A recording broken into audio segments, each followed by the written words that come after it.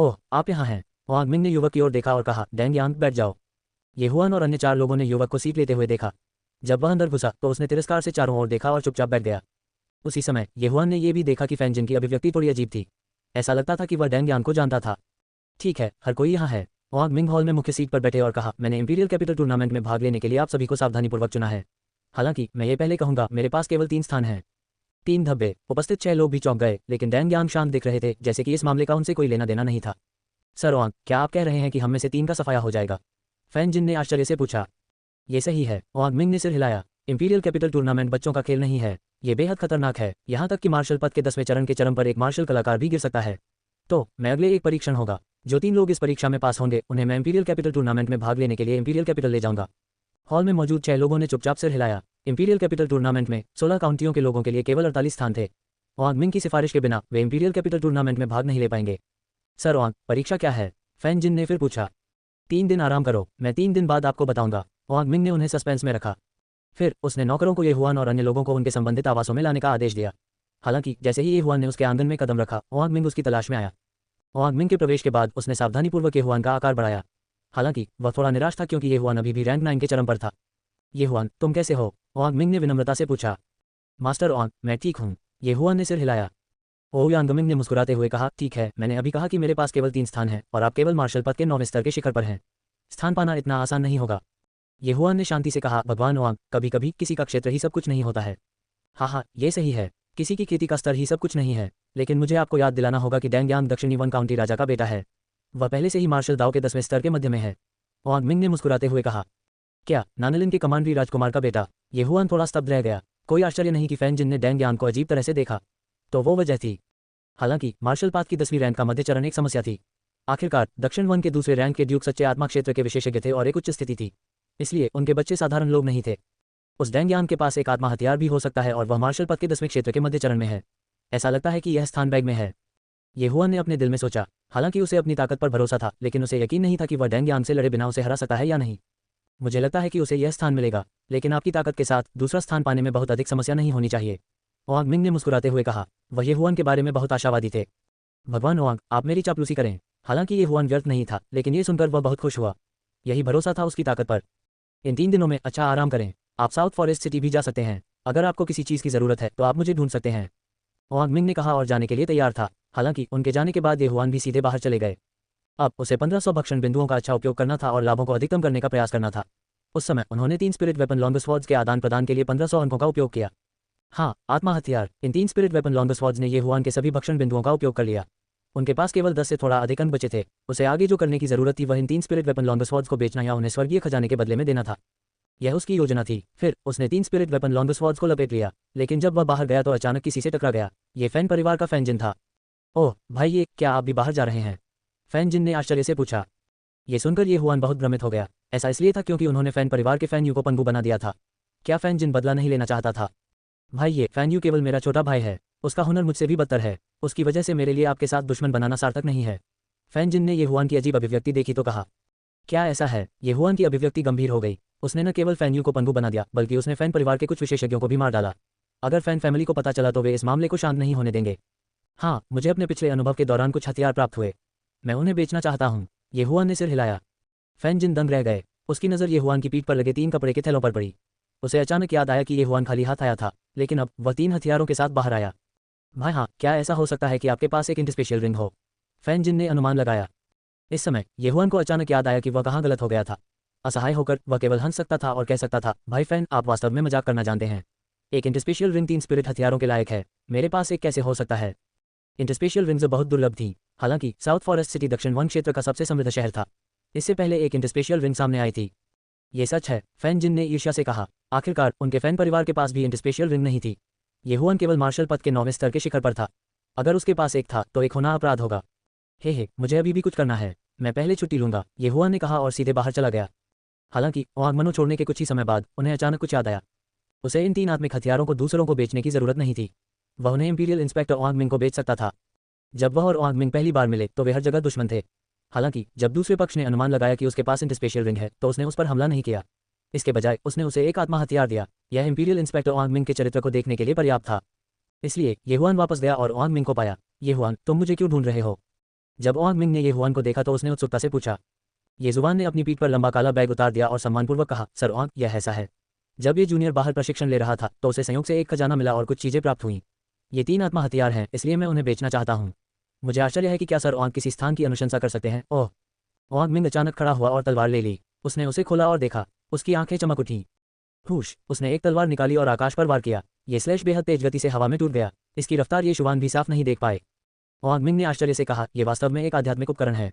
इसके अलावा यह एक नया जाली स्पिरिट टूल है। युद्ध के कोई निशान नहीं है। आप भाग्यशाली हैं। इंटरस्पेशियल रिंग की भरपाई के लिए 3 स्पिरिट उपकरण पर्याप्त हैं। उद्धरण चिन्ह। ये बच्चा भी भाग्यशाली है। ये हुआन मुस्कुराया। अब ओआंग मिंग का ये हुआन का मूल्यांकन बहुत अधिक था। आखिरकार एक पावर हाउस बनने के लिए किसी को न केवल प्रतिभा की आवश्यकता थी बल्कि भाग्य की भी आवश्यकता थी। कभी कभी प्रतिभा से अधिक महत्वपूर्ण भाग्य होता था।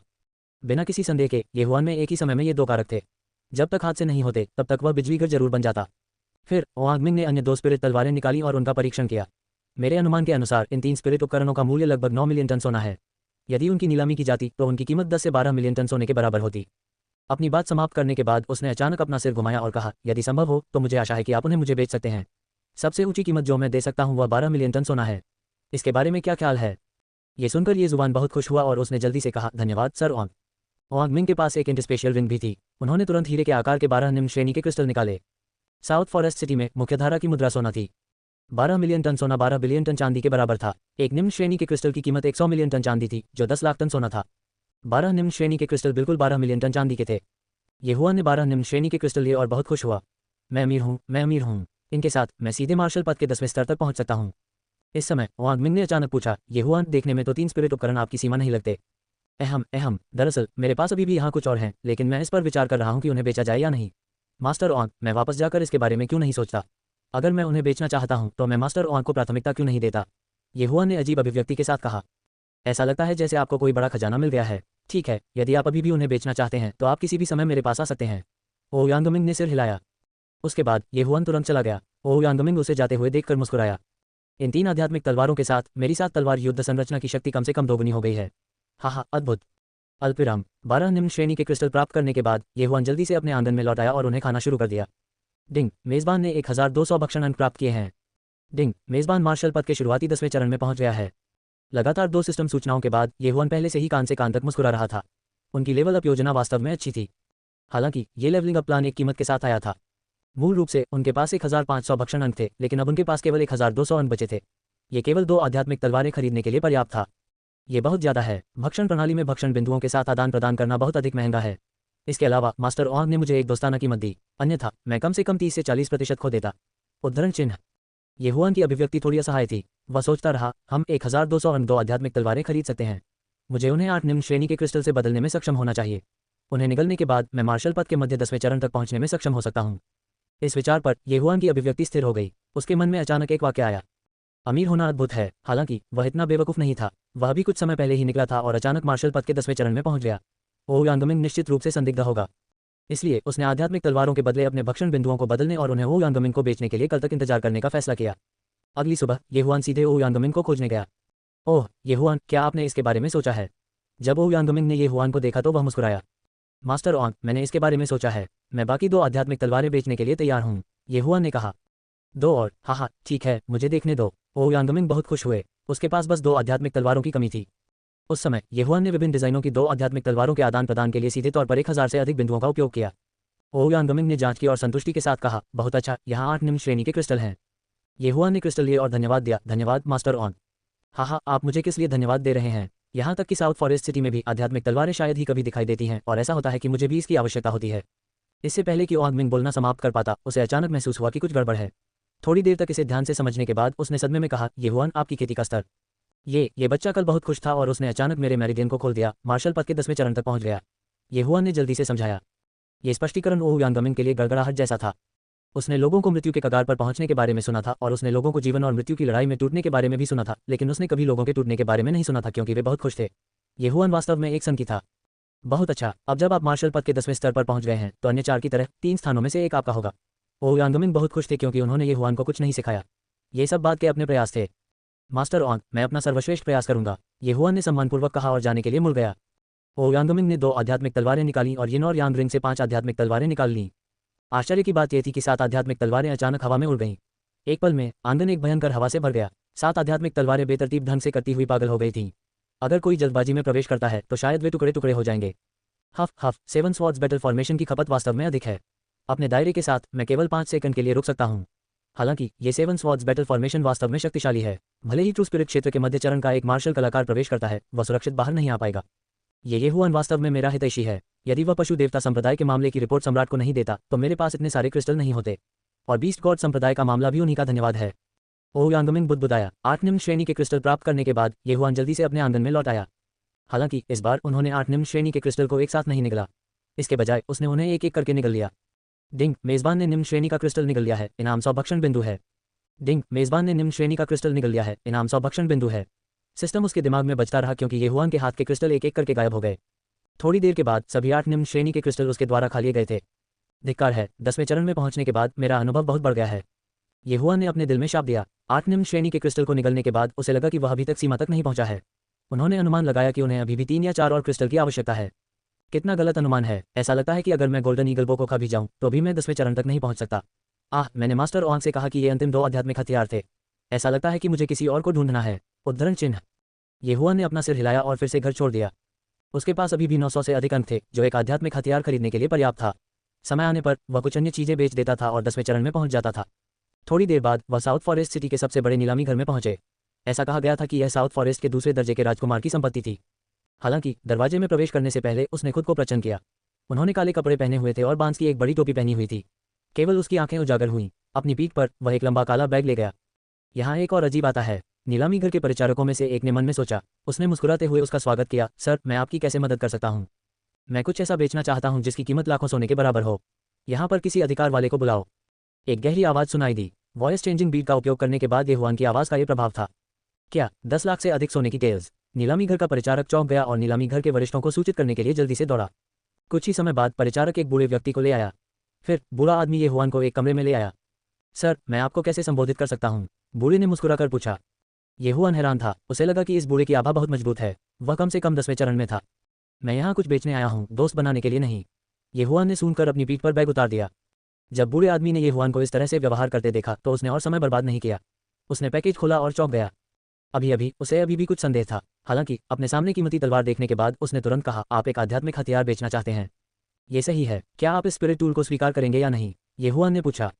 हाँ बिल्कुल, बूढ़े व्यक्ति ने जल्दी से कहा। एक स्पिरिट आर्टिफैक्ट का बाजार मूल्य लगभग 3 मिलियन है।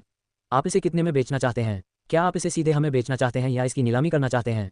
उद्धरण चिन्ह। बस इसे 3.5 मिलियन में बेचो। ये हुआन ने बिना किसी हिचकिचाहट के उत्तर दिया। यह बूढ़ा झिझका। ये हुआन ने तुरंत कहा, 3 मिलियन और 5 लाख ले लो। नीलाम करोगे तो मुनाफा जरूर होगा। इसके अलावा मेरे पास अन्य चीजें भी हैं। वास्तव में स्पिरिट आर्टिफैक्ट प्राप्त करना निश्चित रूप से लाभदायक था। आखिरकार यह ऐसा कुछ नहीं था जो हर जगह पाया जा सकता था। ठीक है, सौदा। बूढ़ा आदमी भी बहुत सीधा था, लेकिन फिर भी उसने आत्मा के हथियार की सावधानीपूर्वक जांच की। ये वास्तव में एक नई आत्मा कलाकृति है। सोचता हूँ किस उस्ताद ने बनाया। इसके अलावा ये व्यक्ति कौन है? हालांकि बूढ़ा आदमी बहुत भ्रमित था, ये हुआन ने इसे बहुत अच्छी तरह से छुपाया। यहाँ तक कि वह ये हुआन की ताकत को भी नहीं देख सका।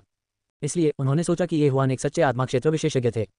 ये पुष्टि करने के बाद कि उसके हाथ में कीमती तलवार एक स्पिरिट आर्टिफैक्ट थी, बूढ़े व्यक्ति ने 3 निम्न श्रेणी के क्रिस्टल और 50 घटिया क्रिस्टल की मांग की। ये हुआन ने तलवार हटा दी और फिर दूसरा पैकेज अपनी पीठ पर खोल लिया। इस पैकेज में उन्होंने स्पिरिट पिल्स और अमृत खरीदने के लिए 200 डिवोर पॉइंट खर्च किए। हालांकि पहले उन्होंने जो 100 ब्लॉसम ड्यू लिया था वह बुरा नहीं था। ये केवल मार्शल पद के 8वें चरण से नीचे के लोगों के लिए प्रभावी था। यदि मार्शल पद के 9वें चरण में किसी ने घायल कर दिया था तो 100 ब्लॉसम ड्यू शेष आध्यात्मिक ऊर्जा को भंग करने में सक्षम नहीं होगा। बुजुर्ग ने जब ये चीजें देखी तो उसके होश उड़ गए। उसने मन ही मन सोचा, ये हुआन ने किस बड़े परिवार को लूट लिया ताकि वास्तव में उसके पास इतनी सारी अच्छी चीजें हों। ... कुछ समय तक नीलामी घर में रहने के बाद ये हुआन, जो काले कपड़े पहने हुए था, सीधे चला गया। इस बार उन्होंने 5 निम्न श्रेणी के क्रिस्टल के बदले में 700 डिवोर पॉइंट खर्च किए। उसने तुरंत 4 निम्न श्रेणी के क्रिस्टल खा लिए। निश्चित रूप से उन सभी को निगलने के बाद वह मार्शल पद के शुरुआती 10वें चरण की बेड़ियों तक पहुंच गया। वह मार्शल पद के मध्य 10वें चरण तक पहुंचने से केवल एक कदम दूर था। मेरे पास अभी भी एक बचा है। समय आने पर मैं इसका उपयोग करूंगा। ये हुआन ने आखिरी क्रिस्टल को डेवोर स्पेस में रखा। जरूरत पड़ने पर वह उसे खा जाता था। हालांकि आध्यात्मिक ऊर्जा पर उसका नियंत्रण बुरा नहीं था, फिर भी वह साम्राज्य की सभी युवा प्रतिभाओं का सामना करने जा रहा था। यह अपरिहार्य था कि वह अद्भुत धारणा के साथ कुछ प्रतिभाओं का सामना करेगा। इसलिए उन्हें एक बैकअप योजना छोड़नी पड़ी।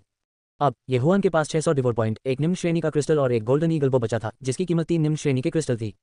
अपना व्यवसाय समाप्त करने के बाद ये हुआन ओआंग मनो लौट आए। उन्हें पूरा भरोसा था कि उन्हें जगह मिलेगी। भले ही उन्हें दक्षिण वन के दूसरे दर्जे के राजकुमार के बेटे का सामना करना पड़े, लेकिन उन्हें डर नहीं लगेगा। बहुत जल्द 3 दिन बीत चुके थे। चौथे दिन ओआंग मिंग ने ये हुआन और अन्य 5 लोगों को मुख्य हॉल में बुलाया। ठीक है, मैं आज परीक्षण की सामग्री की घोषणा करूंगा। हालांकि आप में से 6 के लिए परीक्षण अलग होगा। वांग मिंग ने अचानक अपनी इंटरस्पेशियल रिंग से एक बांस की ट्यूब निकाली। उसमें बांस की 6 लाठियां थीं। हर कोई एक छड़ी लेता है। ये हुआन, तुम पहले जाओ। वांग मिंग ये हुआन के सामने चला। बाद वाले ने एक डंडा निकाला। उस पर एक ही नंबर था, 3। फिर वांग मिंग ने चर्मपत्र का एक टुकड़ा निकाला। यह आपका काम है। लियान यून की 18 पर्वत श्रृंखलाओं की गहराई में शक्तिशाली गोरिल्लाओं का शिकार करें। उनके माथे से सफेद बालों की 10 किस्में लें। निर्दिष्ट स्थान पर जाएं और टोकन को पुनः प्राप्त करने के लिए भूमिगत दफन लोहे के बक्से को खोदें। उद्धरण चिन्ह। ये हुआन ने भौहें सिकोड़ लीं। पिछली बार जब वांग मिंग लियान यून की 18 पर्वत श्रृंखलाओं में गया था तो उसे टोकन को दफनाना था। हालांकि इस समय ये हुआन ने इस बात पर ध्यान नहीं दिया कि अन्य 5 लोग उसे अजीब भावों से देख रहे थे, विशेषकर डैंग यान को। दक्षिण वन के दूसरे दर्जे के राजकुमार के बेटे डैंग यान को पहले स्थान पर रहना था। हालांकि वांग मिंग ने ये हुआन को पहले ड्रॉ करने दिया। क्या इसका मतलब यह नहीं था कि ये हुआन को वांग मिंग के दिल में डैंग यान से ऊंचा दर्जा प्राप्त था? फिर अन्य 5 लोगों ने भी अपनी बांस की छड़ें बनाई और अपने कार्य प्राप्त किए। इसके अलावा 6 चर्मपत्र स्क्रॉल के लिए वास्तव में केवल 3 कार्य हैं। इसलिए आपके पास एक प्रतिद्वंद्वी होगा। हालांकि मुझे नहीं लगता कि आप जानते हैं कि आपका प्रतिद्वंद्वी कौन है। ये आपके मिशन है। मिशन को सबसे तेजी से पूरा करने वाले और यहाँ लौटने वाले 3 लोगों को सिफारिश दी जाएगी। बेशक एक समय सीमा है। यह 1 महीने तक रहता है। यदि 2 लोग समय सीमा के भीतर कार्य पूरा नहीं करते हैं तो उन्हें दूसरे व्यक्ति द्वारा प्रतिस्थापित किया जाएगा।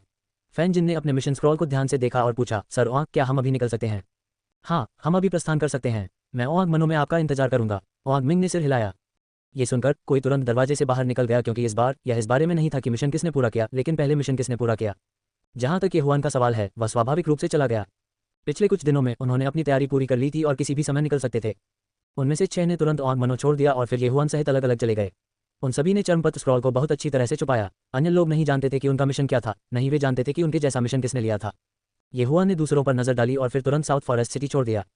उसने सुना था कि कुछ कुलों ने विशेष रूप से यात्रा के लिए राक्षसी जानवरों को पाला था, इसलिए वह पीछे नहीं रह सका। अब वह मार्शल पद के शुरुआती 10वें स्तर में एक मार्शल कलाकार थे। 100 बीस्ट्स ब्लडलाइन और विंड सीकिंग लेपर्ड ब्लडलाइन के साथ उन्हें पूरा विश्वास था कि वह मिशन स्थान पर पहुंचने वाले पहले व्यक्ति हो सकते हैं। साउथ फॉरेस्ट सिटी छोड़ने के बाद वह तेजी से लियान यून की 18 पर्वत श्रृंखलाओं की ओर दौड़ा। उसकी गति के साथ यह अनुमान लगाया गया था कि उसे आगे और पीछे जाने में केवल 7 दिन लगेंगे, जबकि अन्य को आधा महीना लगेगा। दूसरे शब्दों में, वह अपने विरोधियों की तुलना में कुछ दिन पहले मिशन स्थान पर पहुंचेंगे। यह एक फायदा था। अब उसकी गति साउथ फॉरेस्ट सिटी में आने की तुलना में तेज थी। लियान यून की 18 पर्वत श्रृंखलाओं की गहराई तक दौड़ने में उसे केवल 3 दिन लगे, जो 18वीं पर्वत श्रृंखला थी। वह रुका और उस स्थान की तलाश करने लगा जहां चर्मपत्र पर मानचित्र के अनुसार टोकन दफनाया गया था। वह अपने विरोधियों से पहले लियान यून की 18 पर्वत श्रृंखलाओं पर पहुंचे, इसलिए उन्हें स्वाभाविक रूप से पहले टोकन ढूंढना था और फिर माइटी किंग कांग का शिकार करना था। क्योंकि वहां केवल एक ही टोकन था, वहां कई शक्तिशाली किंग कांग थे। हालांकि जब वह उस पहाड़ पर पहुंचा जहां टोकन दफनाया गया था, तो उसने पहाड़ पर दहाड़ सुनी और उसकी अभिव्यक्ति जम गई। ये पता चला है कि जिस स्थान पर टोकन दफनाया गया है वह माइटी किंग कांग का घोंसला है। ये हुआ ने सीधे डिवोरिंग स्पेस से गोल्डन ईगल बो निकाला और गंभीर अभिव्यक्ति के साथ पहाड़ पर चढ़ गया।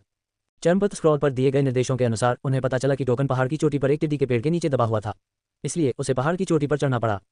मिशन की दूसरी आवश्यकता माइटी किंग कांग के माथे पर सफेद बाल प्राप्त करना था। माइटी किंग कांग नामक इस प्रकार का राक्षस स्वाभाविक रूप से 10वीं श्रेणी का राक्षस था। इसके अलावा इसमें असाधारण ताकत थी और यह एक व्यक्ति को एक मुक्के से मांस के पेस्ट में तोड़ सकता था। इसकी ताकत 10वीं रैंक के मध्य में एक मार्शल कलाकार के बराबर थी। हालांकि ये हुआन के लिए केक का एक टुकड़ा था। अगर उसमें असाधारण ताकत होती तो क्या वह ये हुआन की गति को बरकरार रख सकता है? अगर वे टिक नहीं सके तो उन्हें केवल पीटा जा सकता था। स्विश, हाथ में गोल्डन ईगल बो लेकर ये हुआन बिजली की गति से पहाड़ पर चढ़ गया। दहाड़, पहाड़ के जंगल से दहाड़ें आती रहीं। यह माइटी किंग कांग की दैनिक गतिविधि थी। जब उनके पास करने के लिए कुछ नहीं होता तो वे दहाड़ते। हालांकि दहाड़ आमतौर पर किंग कांग पर निर्देशित होती थी जिनका कोई साथी नहीं था। ये हुआन को ताकतवर किंग कांग की मान में कदम रखे हुए 10 मिनट हो चुके थे। ये पहाड़ काफी बड़ा था और वहां काफी जहरीले जीव थे, इसलिए ये हुआन काफी सावधान था। हालांकि इस समय दहाड़, अचानक ये हुआन के कानों में एक गगनभेदी दहाड़ पड़ी जिससे उसकी अभिव्यक्ति रुक गई। ये दहाड़ पास में लगती है। जब से मैंने इसका सामना किया है तब मैं देखूंगा कि इस ताकतवर किंग कांग में किस तरह की क्षमता है। इस समय ये हुआन ने ध्वनि के स्रोत की तलाश की। जल्द ही उसने देखा कि एक सफेद गोरिल्ला एक गुफा के प्रवेश द्वार पर खड़ा है, जो जोर जोर से दहाड़ रहा है और उसकी छाती पर हथौड़ा मार रहा है। इसे देखने के बाद ये हुआन चौंकने से खुद को नहीं रोक सका, क्योंकि यह गोरिल्ला थोड़ा बड़ा था। इसकी दोनों भुजाएं 2 मीटर लंबी होने का अनुमान लगाया गया था। जो भी हो, मेरे लिए जाओ। ये हुआन ने सीधे गोल्डन ईगल बो को अपने हाथ में खींच लिया। निशाना साधकर उसने अचानक छोड़ दिया। स्विश, कान छिदवाने की आवाज हवा में फैल गई। आध्यात्मिक शक्ति क्यूई में बदल गई और एक पल में शक्तिशाली किंग कांग के सामने आ गई। बूम, आध्यात्मिक शक्ति का तीर फट गया और धुआं और धूल हवा में भर गई। ताकतवर किंग कांग ने चीख निकाली। हालांकि ये हुआन को आश्चर्य इस बात से हुआ कि यह शक्तिशाली किंग कांग वास्तव में सुरक्षित था और उसकी ओर दौड़ रहा था। कितना मजबूत बचाव है। एक्सप्लोडिंग स्टार एरो अपने फर को भी नहीं तोड़ सकता। ये हुआन चुपके से अपने दिल में बुदबुदाया। उन्होंने एक्सप्लोडिंग स्टार एरो का दूसरा स्तर पहले ही सीख लिया था, जिसे 8वीं कक्षा की मार्शल आर्ट तकनीक माना जाता था। गोल्डन ईगल बो के साथ मिलकर शक्ति निश्चित रूप से एक रक्षाहीन 10वें स्तर के मार्शल कलाकार को मारने के लिए पर्याप्त थी। हालांकि ऐसा हमला माइटी किंग कांग की रक्षा को नहीं तोड़ सका। धिक्कार है, मैं आपको एक्सप्लोडिंग स्टार एरो के तीसरे स्तर का स्वाद चखने दूंगा। ये हुआन की आंखें चमक उठीं। उन्होंने एक्सप्लोडिंग स्टार एरो के तीसरे स्तर के आदान प्रदान के लिए सीधे तौर पर लगभग 100 भक्षण बिंदु खर्च किए। फिर उसने अपनी ओर दौड़ रहे शक्तिशाली किंग कांग को निशाना बनाते हुए धनुष को फिर से खींचा और एक और तीर चलाया। स्विश! इस तीर की आवाज और गति पहले से ज्यादा तेज थी। राक्षस तो आखिर राक्षस ही थे, उनकी बुद्धि अधिक नहीं थी। इसके अलावा माइटी किंग कांग जैसे हिंसक राक्षस शायद ही कभी चकमा देते थे। इस शक्तिशाली किंग कांग ने चकमा नहीं दिया और सीधे आध्यात्मिक शक्ति तीर को मुक्का मार दिया। बूम! एक्सप्लोडिंग स्टार एरो और माइटी किंग कांग की मुट्ठी टकरा गई, जिससे तुरंत हवा की लहरों की 1000 परतें हिल गईं। इस क्षेत्र में जगह विकृत लग रही थी और एक हल्की जली हुई गंध फैल गई। हे, मैं तुम्हें चिल्लाने दूंगा। क्या आप विस्फोटित स्टार एरो द्वारा उड़ाए जाने से खुश हैं? येहुआन अचानक मुस्कुराया। एक्सप्लोडिंग स्टार एरो का तीसरा स्तर अभी माइटी किंग कांग की रक्षा को तोड़ने के लिए पर्याप्त शक्तिशाली था। इतना ही नहीं, माइटी किंग कांग के फर का एक बड़ा हिस्सा उड़ गया और घाव से खून बहने लगा। इस ताकतवर किंग कांग का खून वास्तव में हरा था। दहाड़! ये ताकतवर किंग कांग बेहद गुस्से में था। यह अकेला और ठंडा था, इसलिए यह एक महिला किंग कांग को आकर्षित करने के लिए अपनी दहाड़ का उपयोग करना चाहता था। लेकिन कौन जानता था कि यह एक महिला किंग कांग नहीं थी, बल्कि एक इंसान थी। इसके अलावा इस इंसान ने उसे घायल कर दिया था। अक्षम्य! हालांकि गुस्सा बेकार था। जब येहुआन ने एक और विस्फोटक स्टार एरो शूट किया तब भी ये दहाड़ रहा था। बूम! माइटी किंग कांग की छाती पर चोट लगी और शक्तिशाली प्रभाव ने सीधे तौर पर उसे पीछे हटने के लिए मजबूर कर दिया। जब तक तुम बीमार हो, मैं तुम्हारी जान ले लूंगा। मेरे नए कौशल का स्वाद चखें। येहुआन ने अपना हाथ उठाया और गोल्डन ईगल बो खींचा। इस बार उन्होंने आध्यात्मिक शक्ति को संघनित करने में पहले की तुलना में बहुत अधिक समय लिया। क्या ऐसा हो सकता है कि वह पूरी आध्यात्मिक शक्ति को संघनित करना चाहता था और फिर इस शक्तिशाली किंग कांग को गंभीर रूप से घायल करना चाहता था? हर मार्शल आर्ट अलग था। अराजक तारा तीर और विस्फोटित तारा तीर को संघनित होने के लिए अलग अलग आध्यात्मिक शक्ति की आवश्यकता होती है। जितनी अधिक आध्यात्मिक शक्ति संघनित होगी, शक्ति उतनी ही मजबूत होगी। हालांकि इस बार येहुआन द्वारा संघनित आध्यात्मिक शक्ति पहले ही एक्सप्लोडिंग स्टार एरो के तीसरे स्तर की सीमा को पार कर चुकी थी। Chaotic star arrow! स्विश! जैसे ही येहुआन की उंगलियां ढीली हुई, संघनित आध्यात्मिक शक्ति तुरंत एक तीर में बदल गई और बाहर निकल गई। हालांकि इस तीर को बाहर निकालने के बाद इसे 9 में विभाजित किया गया था। 9 विस्फोटित सितारा तीर! हुआन के पास यह विचार पहले भी था, लेकिन वह कई बार कोशिश करने के बावजूद एक्सप्लोडिंग स्टार एरो को क्योटिक स्टार एरो के साथ नहीं जोड़ सका। हालांकि बाद में उन्हें पता चला कि यह अनावश्यक था क्योंकि इसे भक्षण प्रणाली में बदला जा सकता था। क्योटिक स्टार एरो की कीमत येहुआन को 100 भक्षण अंक थी। ये बहुत महंगा था, हालांकि ये निश्चित रूप से इसके लायक था। Boom boom boom! धमाकों का सिलसिला चला। अभी अभी उठा शक्तिशाली गोरिल्ला अचानक फिर से गिर गया। 9 विस्फोटित सितारा तीर पहले ही इसे पहचान से परे उड़ा चुके थे। इसका पूरा ऊपरी शरीर बुरी तरह से क्षत विक्षत हो गया था। बिजली पर्याप्त है, लेकिन खपत बहुत अधिक है। एक शॉट में उपभोग की जाने वाली आध्यात्मिक शक्ति एक्सप्लोडिंग स्टार एरो के 10 शॉट्स और क्योटिक स्टार एरो के 10 शॉट से अधिक है। येहुआन ने असहाय होकर आह भरी और फिर चला गया। इस समय उसके हाथ में एक उच्च श्रेणी की नश्वर तलवार थी। दहाड़! माइटी गोरिल्ला गंभीर रूप से घायल हो गया था और केवल धीमी गर्जना ही कर सका। आइए सबसे योग्य व्यक्ति के अस्तित्व के लिए लड़ें।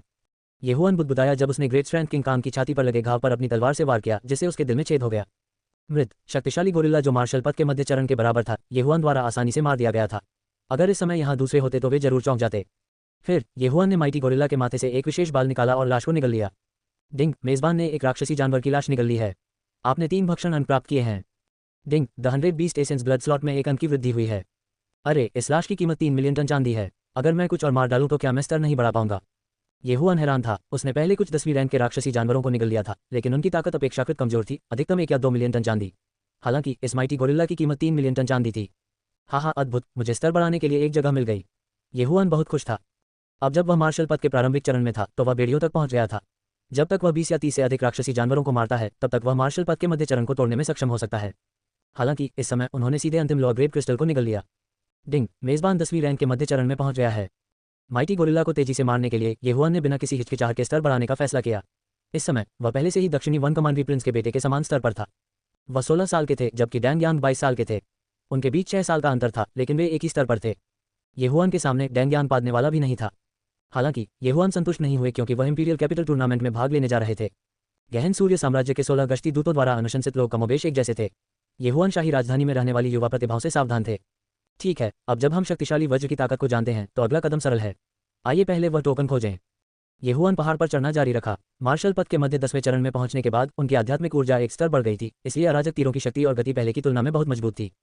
सफलता के बाद उसका सामना दूसरे माइटी गोरिल्ला से हुआ, लेकिन इस बार उसने माइटी गोरिल्ला को मारने के लिए केवल अराजक तीरों का इस्तेमाल किया।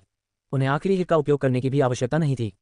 डिंग! मेजबान ने एक राक्षस की लाश को निगल लिया है और 3 भक्षण बिंदु प्राप्त कर लिए हैं। डिंग! मेजबान ने एक राक्षस की लाश को निगल लिया है और 3 भक्षण बिंदु प्राप्त कर लिए हैं। डिंग! मेजबान ने एक राक्षस की लाश को निगल लिया है और 3 भक्षण बिंदु प्राप्त कर लिए हैं। वयस्क ताकतवर गोरिल्लाओं की ताकत लगभग समान थी, इसलिए उनकी लाशें समान रूप से 3 भक्षण बिंदुओं के लायक थीं। येहुआन के पहाड़ की चोटी पर पहुंचने से पहले वह पहले ही 10 से अधिक शक्तिशाली गोरिल्लाओं को मार चुका था और 50 भक्षण अंक अर्जित कर चुका था। उन्होंने माइटी गोरिल्ला के माथे पर 10 अनोखे सफेद बाल भी प्राप्त किए। अपनी दक्षता बढ़ाने के लिए उन्होंने अमृत की एक बोतल के बदले में दर्जनों भक्षण बिंदु खर्च किए जो आध्यात्मिक ऊर्जा को जल्दी से बहाल कर सकते थे। उनके पास मूल रूप से 100 फ्लावर्स ब्लड लाइन थी, इसलिए उनकी शारीरिक शक्ति और आध्यात्मिक ऊर्जा पुनर्प्राप्ति गति में वृद्धि हुई। अमृत की इस बोतल से वह जी भरकर मार सकता था। 30 से अधिक शक्तिशाली गोरिल्लाओं को मारने के बाद वह अंततः पहाड़ की चोटी पर पहुंच गया। क्या ये वह टिड्डी का पेड़ है? पहाड़ की चोटी थोड़ी उजाड़ थी, इसलिए ये हुआन ने एक नज़र में सबसे ऊंचा और सबसे बड़ा टिड्डी का पेड़ देखा। वह तुरंत ऊपर भागा। टिड्डी के पेड़ के नीचे एक बड़ी चट्टान थी। चरणपत्र के निर्देशों के अनुसार टोकन के साथ लोहे का बक्सा बड़ी चट्टान के नीचे दबा हुआ था। ये हुआन भाग गया और चट्टान को लात मारकर दूर ले गया। फिर उसने अपने नंगे हाथों से खुदाई की। निश्चित रूप से चट्टान के नीचे एक लोहे का बक्सा दबा हुआ था। ये हुआन ने इसे सीधे खोला और अंदर चुपचाप एक कांस्य चिन्ह पड़ा हुआ था। ओआंग टोकन देखने के बाद ये हुआन चौंक गया, लेकिन वह जल्दी से शांत हो गया क्योंकि यह टोकन इंपीरियल इंस्पेक्टर का टोकन नहीं था, बल्कि ओआंग मनो का टोकन था। भगवान ओआंग वास्तव में मुझे महत्व देते हैं और उन्होंने वास्तव में मुझे शाही निरीक्षक का प्रतीक दिया। अगर मैं इंपीरियल इंस्पेक्टर की निशानी ले लेता और आक्रोश करता तो वही पीड़ित होता। अनजाने में ये हुआन के दिल में ओआंग मिन की स्थिति थोड़ी बढ़ गई। चूंकि उसने टोकन प्राप्त कर लिया था, ये हुआन नहीं रुका और तुरंत चला गया। चरणपत्र पर कुल 2 लक्ष्य हैं और कुल 2 टोकन हैं। मेरे पैरों के नीचे का पहाड़ करीब है, इसलिए यदि मेरा प्रतिद्वंद्वी मुझे हराना चाहता है तो उसे टोकन प्राप्त करने के लिए दूसरे स्थान पर जाना होगा। ऐसा लगता है कि मेरे पास पर्याप्त से अधिक समय है। ये हुआन ने पहाड़ से नीचे जाते समय सोचा। उसने अनुमान लगाया था कि वह यहाँ के रास्ते में 3 दिन आगे था और वापस आने के रास्ते में 3 दिन आगे था। इसके अलावा उन्होंने पहले ही लक्ष्य पर टोकन प्राप्त कर लिया था। यदि उनका प्रतिद्वंद्वी मिशन पूरा करना चाहता है तो उन्हें 18वीं पर्वत श्रृंखला में गहराई तक जाना होगा, जिसमें 1 या 2 दिन लगेंगे, जब तक कि वे उसे टोकन नहीं छीन लेते। इसलिए उसके पास राक्षसों को मारने और स्तर बढ़ाने के लिए लगभग 1 सप्ताह का समय था। तुरंत उसने एक लंबा वध शुरू कर दिया। अब जब उसके पास हिंसक तीर था जो 10वीं रैंक के शक्तिशाली गोरिल्ला को मार सकता था, तो हर बार जब वह इसका इस्तेमाल करता था तो वह एक शक्तिशाली गोरिल्ला की जान ले सकता था। एक शक्तिशाली गोरिल्ला ने उसे 3 भक्षण बिंदु दिए और इस पर्वत पर कम से कम 1000 शक्तिशाली गोरिल्ला थे। इसलिए ये हुआन ने जी भरकर हत्या कर दी। हालांकि उन्हें अचानक याद आया कि उन्हें अधिक समय मिल सकता है। मैं इतना मूर्ख क्यों हूँ? यदि मैं दूसरे स्थान पर जाता हूँ और दूसरा टोकन लेता हूँ तो मेरा प्रतिद्वंद्वी तब तक मिशन पूरा नहीं कर पाएगा जब तक वह मुझसे टोकन नहीं ले लेता। उसी समय ये हुआन तेजी से पहाड़ से नीचे चला गया और दूसरे स्थान की ओर भाग गया। एक दिन बिताने के बाद वह सीधे दूसरे स्थान पर पहुंचे। अगर कोई और होता तो शायद 2 या 3 दिन लग जाते। यदि यह एक साधारण योद्धा होता तो चट्टान पर चढ़ना कोई समस्या नहीं होती, लेकिन चट्टान पर कई जहरीले जीव थे, जैसे जहरीली मकड़ियां, और उनका स्तर कम नहीं था, कम से कम 7वीं श्रेणी के राक्षस जानवर। ऊपर चढ़ने में बहुत मेहनत लगती। मैं जहर से प्रतिरक्षित हूँ और यह चट्टान केवल कुछ दर्जन मीटर की है। मेरे लिए ऊपर चढ़ना कोई समस्या नहीं होनी चाहिए। ये हुआन ने तुरंत अपने दिल में एक निर्णय लिया। आम लोगों के लिए ये चट्टान एक दुष्स्वप्न थी, लेकिन ये हुआन के लिए ये चट्टान बिल्कुल भी मुश्किल नहीं थी। केवल 10 मिनट में ये हुआन चट्टान की चोटी पर चढ़ गया और निश्चित रूप से वहां एक लोहे का बक्सा था। ये हुआन आगे बढ़ा, लोहे का बक्सा खोला, दूसरा टोकन लिया और फिर नीचे चढ़ गया। अब इस मिशन के 2 टोकन मेरे साथ हैं। जब तक मैं निर्धारित समय के भीतर साउथ फॉरेस्ट सिटी लौटूंगा, ये ठीक रहेगा। ये हुआन ने राहत की सांस ली। फिर अगला कदम उनकी अपग्रेड योजना थी। एक और दिन के बाद वह ग्रेट पावर किंग कांग के घोंसले में वापस चला गया और फिर मारना शुरू कर दिया।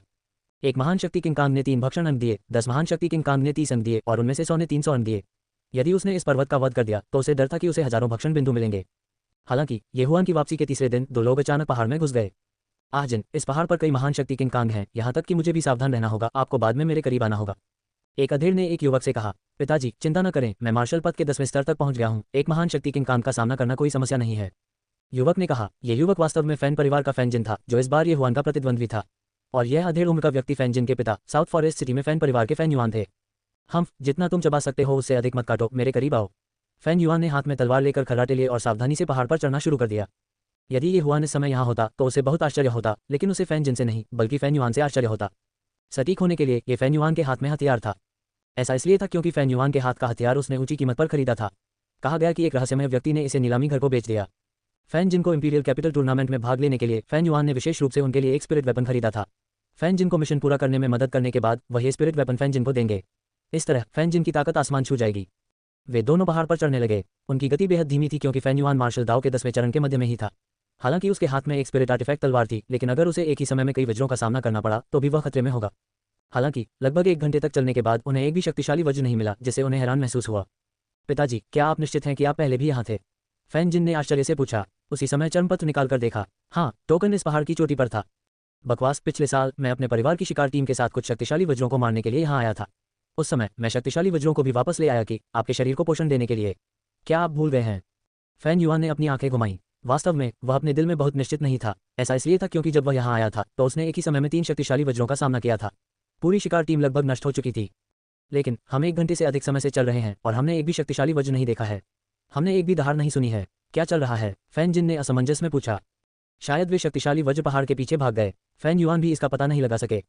वे थोड़ी देर के लिए चले। दहाड़, अंत में एक पृथ्वी टूटने वाली दहाड़ सुनाई दी और दोनों के भाव बदल गए। हाँ, ये वास्तव में शक्तिशाली वज्र की दहाड़ है। चलो, पिता आपको सफेद बालों की पहली लट प्राप्त करने के लिए लाएंगे और अपने शरीर को पोषण देने के लिए काट देंगे। फैन युआन कुछ बार हंसे और अपनी गति तेज करने से खुद को नहीं रोक सके। हालांकि थोड़ी देर चलने के बाद उन्होंने एक और आवाज सुनी। Boom boom boom. 9 तेज आवाजों का सिलसिला चला। फैन युआन अपने ट्रैक पर रुके और एक दूसरे की ओर देखा। ये ध्वनि क्या है? क्या ऐसा हो सकता है कि कोई शक्तिशाली वज्र से लड़ रहा हो? फैन जिन ने आश्चर्य से पूछा। ये होना चाहिए, चलो चलें और देखें। फैन युआन की आंखें चमक उठीं। जो लोग इस पर्वत में प्रवेश कर सकते थे वे कम से कम मार्शल दाव के 10वें स्तर पर थे। वह मार्शल दाव के 10वें स्तर के मध्य में था और उसके हाथ में एक आध्यात्मिक हथियार था। यहाँ तक कि अगर वह मार्शल दाव के 10वें स्तर के शिखर का सामना करना पड़ा तो वह डर नहीं था। उसने लोगों को मारकर उनका खजाना लूटने जैसे कई काम किए थे और हर बार फसल बहुत अच्छी होती थी। दहाड़, इस समय शक्तिशाली वज्र की ध्वनि फिर से आए। यहाँ पर फैन युआन ने इसे सुना और तुरंत दौड़ने के लिए अपनी मूवमेंट तकनीक का इस्तेमाल किया। फैन जिन ने भी जल्दबाजी में पीछा किया। हालांकि जब वे पास आए तो वे ये देखकर चौंक गए कि वहां कोई शक्तिशाली वज्र नहीं था, केवल एक व्यक्ति था जिसकी पीठ उनके सामने थी। खून की गंध, जमीन पर खून के धब्बे हैं। यहाँ एक लड़ाई हुई थी। फैन युआन ने भौहें चढ़ा दी। किसी कारण से इस दृश्य ने उनके दिल को धड़का दिया। इस व्यक्ति की पीठ थोड़ी परिचित क्यों दिखती है? फैन जिन ने उस व्यक्ति को अपनी पीठ के सामने देखा और उसके दिल में सोचा। ठीक इसी समय जिस व्यक्ति की पीठ उसकी ओर थी वह अचानक पलट गया। जब फैन जिन ने उस व्यक्ति का चेहरा स्पष्ट रूप से देखा तो उसकी अभिव्यक्ति बदल गई और उसने कहा, ये हुआन। उन्हें यहाँ ये हुआन से मिलने की उम्मीद नहीं थी। उस स्थिति में ये हुआन इस मिशन पर दूसरा व्यक्ति था। हालांकि उसे यह समझ में नहीं आया कि ये हुआन उसके सामने क्यों था। ये हुआन, तुम यहाँ क्यों हो? फैन जिन मदद नहीं कर सका लेकिन पूछ रहा था। ओह, ये भाई फैन है। भूल गए क्या? हम 6 हैं और केवल 3 मिशन हैं। मैं यहाँ हूँ, इसलिए स्वाभाविक रूप से मैं मिशन कर रहा हूँ। ये हुआन ने घूमकर फैन जिन और फैन युआन की ओर देखा। उसी समय उसने मन में सोचा, वह करीब था। सौभाग्य से लाश को जल्दी ही एकत्र कर लिया गया, अन्यथा उसे खोज लिया गया होता। मुझे पता है, उस स्थिति में आप मेरे प्रतिद्वंद्वी हैं। कब पहुंचे? फैन जिन ने संदेह से पूछा। ये हुआन मुस्कुराया और उत्तर दिया, मैं बहुत जल्दी पहुंच गया। क्यों? असंभव, मैं 8वें क्रम के राक्षसी जानवर विंडवॉकर फॉल की सवारी कर रहा हूँ। तुम मेरे सामने कैसे हो सकते हो? फैन जिन ने अविश्वास में कहा। ओह, क्षमा करें, मैं 9वें क्रम के राक्षसी जानवर गेलीगल की सवारी कर रहा हूँ, ये हुआन ने लापरवाही से कहा। क्या? फैन जिन और फैन युआन हैरान थे। 8वें क्रम के राक्षसी जानवर विंडवॉकर फॉल को फैन परिवार ने बड़ी मुश्किल से पकड़ा था। हालांकि ये हुआन के पास वास्तव में एक 9वें क्रम का राक्षसी जानवर था और उस पर एक उड़ने वाला जानवर था। ये कैसे संभव हुआ? ये सही है। ये हुआन ने सिर हिलाया। आप? फैन जिन थोड़ा गुस्से में था क्योंकि वह बड़ी मुश्किल से यहाँ आया था, लेकिन ये हुआन ने उसे पीट कर मार डाला था। सबसे महत्वपूर्ण बात यह थी कि यह मिशन ये देखना था कि कौन पहले मिशन को पूरा कर सकता है और पहले लौट सकता है। क्या आपने सफ़ेद बालों की 10 किस्में एकत्र की हैं? फैन जिन ने फिर पूछा। ये हुआन के पास अकेले टोकन का कोई उपयोग नहीं था। उन्हें 10 शक्ति संरक्षक देवताओं के माथे पर सफ़ेद बालों की अनूठी लट की भी आवश्यकता थी। ये सही है। ये हुआन उसकी छाती तक पहुंचा और सफ़ेद बालों का ढेर निकाला। ये देखकर फैन जिन की आंखें जानलेवा इरादे के संकेत से चमक उठी। ये हुआन ने मिशन पूरा कर लिया था, इसलिए जब तक वह नानलिन शहर लौटता वह सफल रहता। इसके अलावा ये हुआन के पास एक उड़ने वाला माउंट था जो उससे तेज था, इसलिए भले ही वह दूसरा टोकन प्राप्त करने के लिए किसी अन्य स्थान पर गया हो, वह स्थिति को बचाने में सक्षम नहीं होगा। इस समय उसके पास केवल एक ही विकल्प था और वह था ये हुआन को मारना। फैन जिन के बगल में मौजूद फैन युआन को भी इसका एहसास हुआ, लेकिन उनके दिल में अभी भी संदेह था, इसलिए उन्होंने पूछा, आजन, ये हुआन नाम इतना परिचित क्यों लगता है? पिताजी, उन्होंने ही फैन यू को अपन बनाया है। फैन जिन ने जवाब दिया। अपने अनुस्मारक के बाद फैन युआन ने तुरंत प्रतिक्रिया व्यक्त की, तो यह आप ही थे जिन्होंने मेरे भतीजे को अपन कर दिया, लेकिन मुझे याद है कि मेरे दूसरे भाई ने आपको मारने के लिए पहले ही विशेषज्ञ भेज दिए हैं। ओह, मुझे मार डालो। ये हुआन ने आश्चर्यचकित होने का नाटक किया। मुझे इसके बारे में पता नहीं है, लेकिन मैं उनसे कभी नहीं मिला। उद्धरण चिन्ह। हालांकि उसने फैन परिवार के उन विशेषज्ञों को मार डाला था, लेकिन बेहतर होगा कि इस मामले को न फैलाया जाए जब तक कि उसे विश्वास न हो कि वह फैन परिवार को नष्ट कर सकता है। क्या ऐसा है? अगर ऐसा है तो जब तक मैं तुम्हें मारूंगा मेरा बेटा शाही राजधानी टूर्नामेंट में भाग ले सकेगा और मेरे भतीजे का बदला ले सकेगा। बोलते समय फैन युआन ने अचानक अपने हाथ में तलवार पर अपनी पकड़ मजबूत कर ली। क्या ऐसा है? हे। ये हुआन उदासीनता से मुस्कुराया। अचानक उसे कुछ अजीब सा लगा। उसने मन ही मन सोचा, अरे क्या वह जल विभाजन वाली तलवार नहीं है जो पहले नीलामी घर को बेची गई थी? तो ऐसा ही है, इसे फैन फैमिली ने खरीदा था। बस अच्छा है, मैं इसे वापस ले सकता हूँ। इस समय फैन जिन भी चिल्लाया, ये हुआन, जब तक तुम मिशन सौंपते हो और अपने उस उड़ने वाले माउंट को अपने हाथों से मारते हो, मैं अपने पिता से तुम्हारी जान बख्शने के लिए कहूंगा। अधिक से अधिक मैं तुम्हारी खेती को पंगु बना दूंगा। इसके बारे में क्या ख्याल है? ऐसा नहीं था कि वह नर्म दिल का था, लेकिन क्योंकि फैन यू को बचपन में उससे शिकायत थी, एक साथी कबीले के सदस्य के रूप में वह फैन यू के साथ कुछ नहीं कर सका। और जब ये हुआन ने फैन यू को अपन कर दिया तो इसे अनजाने में उसे अपना गुस्सा निकालने में मदद करने वाला माना जा सकता है। कितना मजाक है। मैं तुम्हें एक मौका दूंगा। यदि तुम अपने पिता को मारोगे तो मैं तुम्हारी जान बख्शने पर विचार करूंगा। ये हुआन के चेहरे पर तिरस्कार की झलक थी।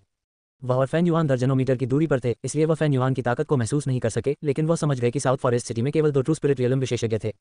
एक दक्षिण वन का कमांडरी राजकुमार था और दूसरा इंपीरियल इंस्पेक्टर ओआंग मिंग था।